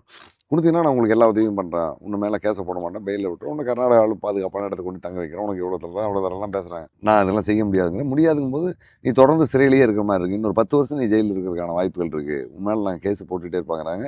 தொடர்ந்து 1, 2, 3, 4 கிட்டத்தட்ட ஒரு 11 மாதத்தில் 8 வழக்குகள் போட்டுறாங்க. அதுக்கு பிறகு இந்த காலகட்டத்தில் எங்கள் ஆசிரியர் கோபால் அண்ணன், காமராஜ் அண்ணன் அவங்கெல்லாம் பார்த்தீங்கன்னா டெல்லி வரைக்கும் இந்த விவகாரத்தை எடுத்துகிட்டு போகிறாங்க. அப்போ காங்கிரஸ் கவர்மெண்ட்டு கர்நாடகாவில் இருக்குது, தமிழ்நாட்டில் அதிமுக இருக்குது. இந்த விவகாரங்களுக்கு சுப்ரீம் மாவட்டத்துக்கு எடுத்துகிட்டு போகிறாங்க. கர்நாடக அரசுக்கு நெருக்கல் கொடுக்குறாங்க. கிருஷ்ணாவை சந்தித்து பேசுகிறாங்க. பத்திரிகையாளர்கள் சார்பாக ஒரு பாதுகாப்பு குழு உருவாக்கப்படுது. அந்த குழு கர்நாடக அரசு சந்திக்குது. கெம்பையாவுடைய எல்லை மீறிய அதிகாரத்தை பற்றி பேசுகிறாங்க. இதன் விளைவாக ஒரு இடத்துல கெம்பையாவை அங்கேருந்து வெளியேற்றிடுறாங்க. அதுக்கு பிறகு என் மேலே கேஸ் போடுறது நின்றுச்சு. அப்புறம் 1 வருஷத்துக்கு அப்புறம் நான் பெயிலில் வந்தேன். இந்த நேரத்தில் என்னுடைய குடும்பம் முழுமையாக பாதுகாப்பாக இருக்கிறதுக்கு காரணமாக இருந்தது நக்கீரன் சார்பான அந்த ஊழியர்களும் என்னுடைய ஆசிரியரும் தமிழ்நாடு கர்நாடகாவில் இருக்கிற ஒட்டுமொத்த பத்திரிகையாளர்கள். அவங்க எல்லாமே ஒரு முறை நான் நீதிமன்றத்துக்கு போனால் அங்கே ஒரு 10 ரிப்போர்ட்டராக வருவாங்க. என்ன நடக்கிறது மறுநாள் செய்தியாக வந்துடும். அதனால் காவல்துறையும் சரி அதிரடிப்படையும் சரி ஒரு அளவுக்கு மேலே நெருக்குதல் வைக்க முடியாத ஒரு சூழல் தான். ஆனாலும் பொய் வழக்கில் போட்டுகிட்டே இருந்தாங்க. இது பொய்ன்னு தெரிஞ்சாலும் பத்திரிகையில் அதை தொடர்ந்து எழுதி என்னுடைய நடவடிக்கைகளை முழுமையாக கண்காணித்ததுனால அதிலிருந்து தப்ப முடிஞ்சது. அந்த காலகட்டத்தில் என்னுடைய குடும்பம் மிகப்பெரிய அளவிலான சிக்கல்களை எதிர்கொண்டது. என்னுடைய மனைவி அதுக்கான பெரிய போராட்டம் நடந்தாங்க. ஆனால் அதையெல்லாம் விட நான் வெளியில் வந்ததுக்கு பிறகு 10 ஆண்டுகள் நீதிமன்றத்துக்கு நடக்க வேண்டியது இருந்தது. அதுதான் ஒரு பெரிய போராட்டம். சிறையில் இருக்கும்போது நமக்கு பெரிய சிரமம் இருக்காது, வெளியில் இருக்கிறவங்க தான் சிரமம் இருக்கும், உள்ளே இருக்கிறவங்க சிரமம் இருக்காது. ஆனால் பெணியில் வந்ததுக்கு பிறகு நான் தான் போராட வேண்டியது இருந்தது. 11 வருஷம் முடிஞ்சதுங்க. அதுலேருந்து கண்டிஷன் பெயிலிருந்து வெளியில் வரக்க அவ்வளோ பெரிய நெருக்குதல் எல்லாம் கொடுத்தாங்க காவல்துறை. நீண்ட நெடுந்தூரம் பயணம் பண்ணிக்கிட்டு இருக்கீங்க. இன்னைக்கு நாளைக்கு நான் இன்னும் கூட பண்ணுவேன் அப்படின்னு சொல்லிக்கிட்டு இருக்கீங்க. ஸோ இதில் வந்து நீங்கள் பார்த்து வியந்தவர்கள் இருக்கலாம், வீரப்பன் உள்பட, சேத்துக்குழி உள்பட. அப்புறம் நீங்கள் பார்த்து பயந்தவர்கள் இருக்கலாம், நீங்கள் பார்த்து வெறுத்தவர்கள் இருக்கலாம், நீங்கள் பார்த்து ஒதுங்கியவர்கள் இருக்கலாம். இது யாராக வேணா கூட இருக்கட்டும். நான் பார்த்து பயந்த அதிகாரிகள் அப்படின்னு சொல்லக்கூடியதில் பார்த்தீங்கன்னா கெம்பையா, அப்போ கர்நாடகா அதிரடிப்படையினுடைய ஒரு டிஐஜியாக இருந்தார். ஒரு மனிதன் சொல்லக்கூடிய எதையுமே ஏற்றுக்காம தனக்கு கீழ் இருக்க ஒரு டீம் என்ன ரிப்போர்ட் கொடுக்குதோ அதை நடைமுறைப்படுத்துகிற அந்த மனநிலையில் இருந்தார். பழனி அல்லது குமார் அல்லது பாண்டியன் அப்படிங்கிற ஒரு பேரை மட்டுமே மையமாக வச்சு 15 பாண்டியனை பிடிச்சி வந்து உள்ள ஒடிச்சிட்டு அடிப்பாங்க. அவன் என்ன செஞ்சான் எது செஞ்சான்னு தெரியாது. அந்த மாதிரி தமிழ்நாட்டிலேருந்து ஒரு 36 பேரை பிடிச்சி வந்து கர்நாடகாவில் போய் வழக்கு போட்டுறாங்க. ஒரு மனிதாபிமானமற்ற ரொம்ப அரகண்டான ஒரு ஆஃபீஸர் அப்படிங்கிறதுல பார்த்தீங்கன்னா அதில் மாற்றமே கிடையாது. அது கெம்பையா வருவார். அவர் பணி ஓய்வோடு இல்லாமல் காவல்துறையிலேருந்து விலகி போகிறதுக்கு காரணமாச்சு அவருடைய தவறான அணுகுமுறை. நான் பார்த்து வியந்த அதிகாரிகள்லாம் நிறைய பேர் இருக்காங்க. தமிழ்நாடு காவல்துறையிலையும் சரி, காவல்துறைகள் நான் அதில் பார்த்து நான் பழகாமல் வியந்த அதிகாரின்னா டிசிஎஃப் ஸ்ரீனிவாஸ். எந்த இடத்துலையுமே தனக்கு கொடுக்கப்பட்ட அதிகாரத்தை சிறிதளவு கூட மக்கள் மேலே பயன்படுத்தாமல் இருந்திருக்காரு. அதிகபட்ச அளவு பயன்படுத்தினவங்க நிறைய இருக்காங்க. இவர் சிறிதளவு கூட பயன்படுத்தலை. அன்பு, பாசம், அந்த குடும்ப இணக்கம் அப்படிங்கிற மாதிரி கொண்டு போயிருக்காரு. அதையும் மீறி தவறு செஞ்சவங்களை அடிச்சிருக்காரு. அதே மாதிரி காவல்துறையினுடைய அந்த ஒட்டுமொத்த நடவடிக்கையில் நான் பார்த்து வியந்த அதிகாரிகளை சொல்ல போனால் எஸ்பி ஹுசைன் அவ்வளவு விஷயங்களை எல்லாமே உள்வாங்கிட்டு யாரையுமே அடிக்காம அன்பாவே அந்த டீம்லேருந்து வெளியே வந்தவர். அதே மாதிரி அசோக்குமார் வந்து இன்டெலிஜென்ட் டீமில் அவ்வளவு தரவுகளை உள்ள வாங்கியிருந்தார். அவர் தான் இந்த வீரப்பன் ஆப்ரேஷனுக்கான ஒரு கடைசி கட்டமைப்பு உருவாக்குறார். ஆப்ரேஷன் ரூட்ஸ் அப்படின்னு வீரப்பனுடைய வேர்களை தேடி ஒரு ஆப்ரேஷன் உருவாக்குறார். இன்னொன்று நான் பார்த்து வைத்த மனிதன் விபி குணசேகரன். அவர் தான் எடுத்துட்டு போனது டெல்லி வரைக்கும். கிட்டத்தட்ட ஒரு 400-500 பேர் அவங்களை எல்லாம் ஒன்று திரட்டி அவங்களை எல்லாத்தையுமே ஒரு ஒருங்கிணை பண்ணி அவங்களுடைய வாக்குமூலங்கள் எல்லாம் ஆவணமாக மாற்றி அதை எடுத்து சுப்ரீம் கோர்ட் வரைக்கும் கொண்டு போய் மனித உரிமை ஆணையத்தில் தொடர்ந்து நிற்க வச்சு போராடி அவங்களெல்லாம் இந்த மக்களுக்கான புரிதல் ரொம்ப குறைவு. 10 ரூபா கொடுத்தா அவனை ஆதரிச்சு பேசுவான், 10 ரூபா கொடுத்து இவனை திட்டுவான். இன்னொன்னு எல்லாத்தையுமே ஈக்குவலா பாக்குறாங்க சார். அவங்க எதுவுமே தெரியல. அந்த மக்களை ஒரு ஒருங்கிணைப்பு கொண்டு வந்து வீரப்பன் தேர்தல் வேட்டையில் அத்துமீறல் நடந்ததுங்கிறத மேல கன்ஃபார்ம் பண்ணி இன்னி வரைக்கும் அந்த ரிசல்ட் நீங்க சொல்லி ஆகணும்னு வந்திருக்கு சென்னை உயர்நீதிமன்றத்தில். நிற்கக்கூடிய விபி குணசேகரன் மறுக்க முடியாத நபர்.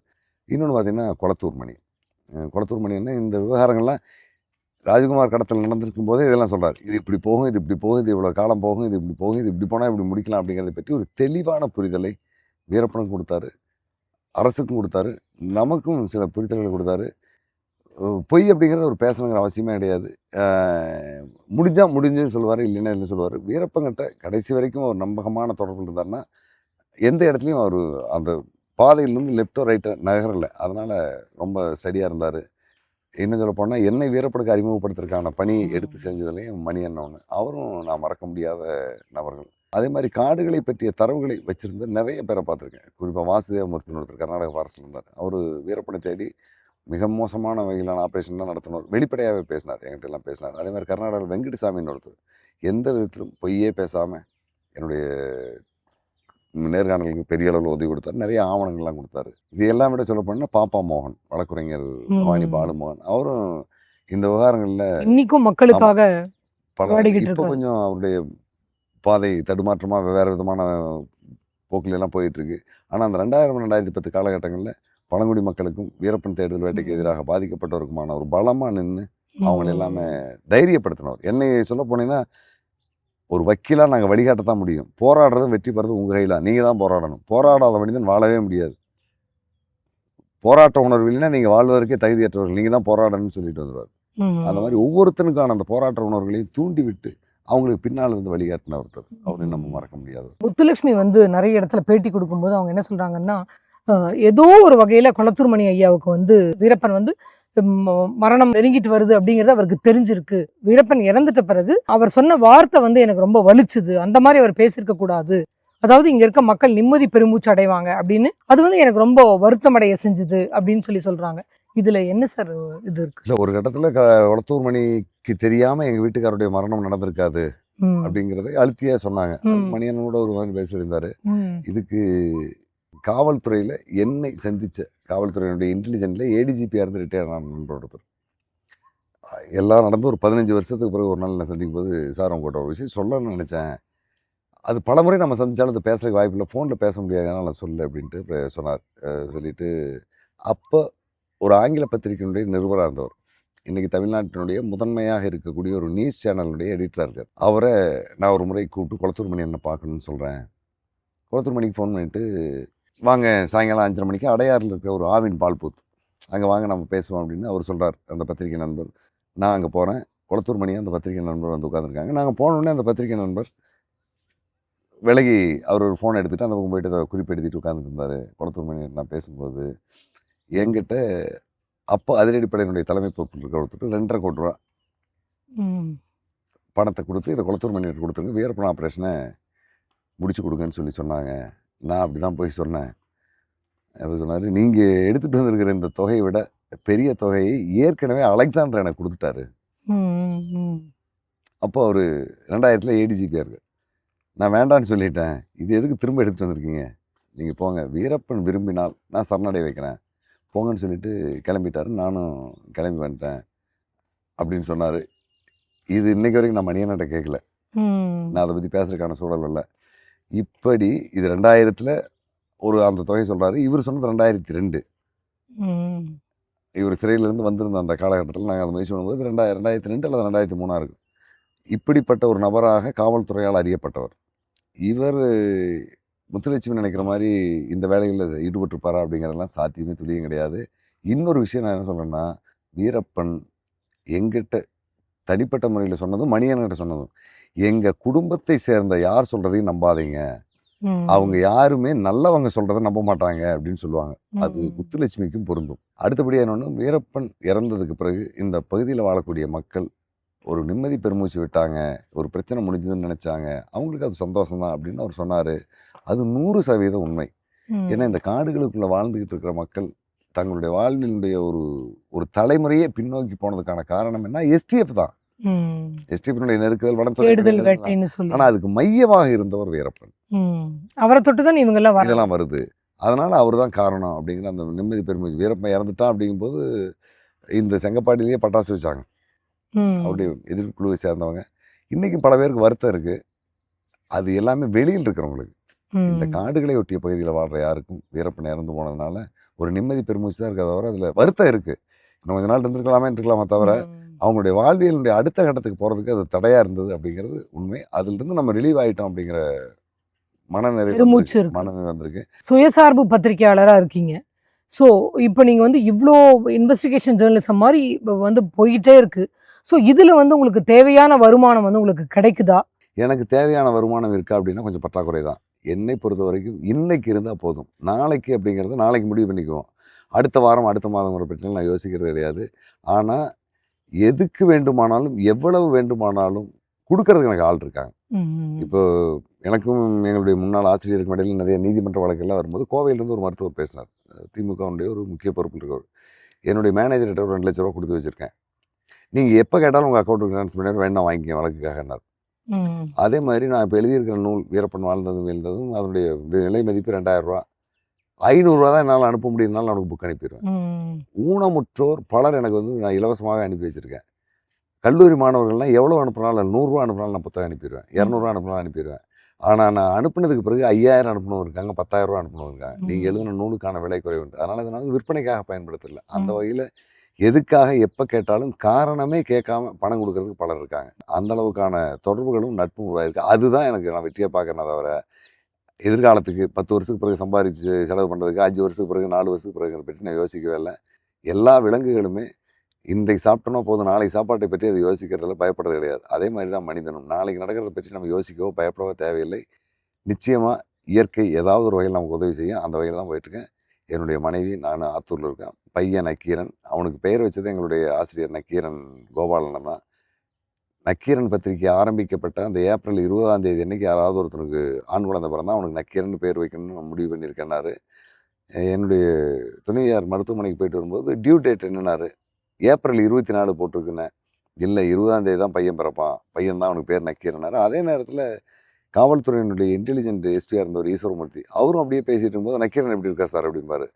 சவுந்தரராஜன் சேலத்தில் ஒருத்தர் இன்ஸ்பெக்டர், இப்போ டிஎஸ்பியாக ரிட்டையர்ட் ஆகிட்டார். அவரும் நக்கீரன் எப்படி இருக்கான் அப்படிங்கிற மாதிரி அதை பேச ஆரம்பித்தாங்க. பிறக்கிறதுக்கு முன்னே அவனுக்கு பேர் நக்கீரன் வந்துட்டு, அதுக்கு பிறகு இலக்கியா இனியா அப்படின்னு இரட்டையர்கள், பெண் குழந்தை. அவங்க 2 பேரும் இலக்கியா இனியா சென்னையில் ஒருத்தர் சீர்மிகு சட்டப்பள்ளியில் பிகாம் எல்எல்பி படிக்கிறாங்க, ஒருத்தர் பிஏ வரலாறு படிச்சுட்டு இருக்காங்க. 3 பேர் குழந்தைங்க. அவங்களுக்கும் சொத்து அப்படிங்கிறத பற்றி அந்த ஈடுபாடெல்லாம் கிடையாது. 3 தலைமுறைக்கு வேணும், 4 தலைமுறைக்கு வேணுங்கல. அவங்களுடைய தேவையை அவங்க பார்த்துக்கணும். அந்த அடிப்படையில் தான் எஜுகேஷன் கொடுத்துருக்கீங்க. கல்வியும் புத்திசாலித்தனமும் நேர்மையும் ஒழுக்கவும், இதை கடந்து வேற ஒன்றுமே தேவையில்லை. இந்த அடிப்படையிலேயே நான் போயிட்டுருக்கிறேன். என்னுடைய வேலைகள் நான் என்ன செஞ்சேன் எப்படி செஞ்சேங்கிறது எல்லாமே நூல் வடிவில் கொண்டு வந்திருக்கேன். அதுதான் எதிர்கால சந்ததிக்கு நம்ம விட்டுட்டு போகிற ஒரு சொத்தாக இருக்கும். மார்னிங்லேருந்து நிறைய விஷயங்கள் சொல்லிக்கிட்டு இருந்தீங்க. அவ்வளோ ஒரு பிஸி ஸ்கெடியூலுக்கு நடுவில் இவ்வளோ நேரம் ஒதுக்கி அவ்வளோ விஷயங்கள் என்கிட்ட பேசியிருக்கீங்க. ரொம்ப நன்றி சார்.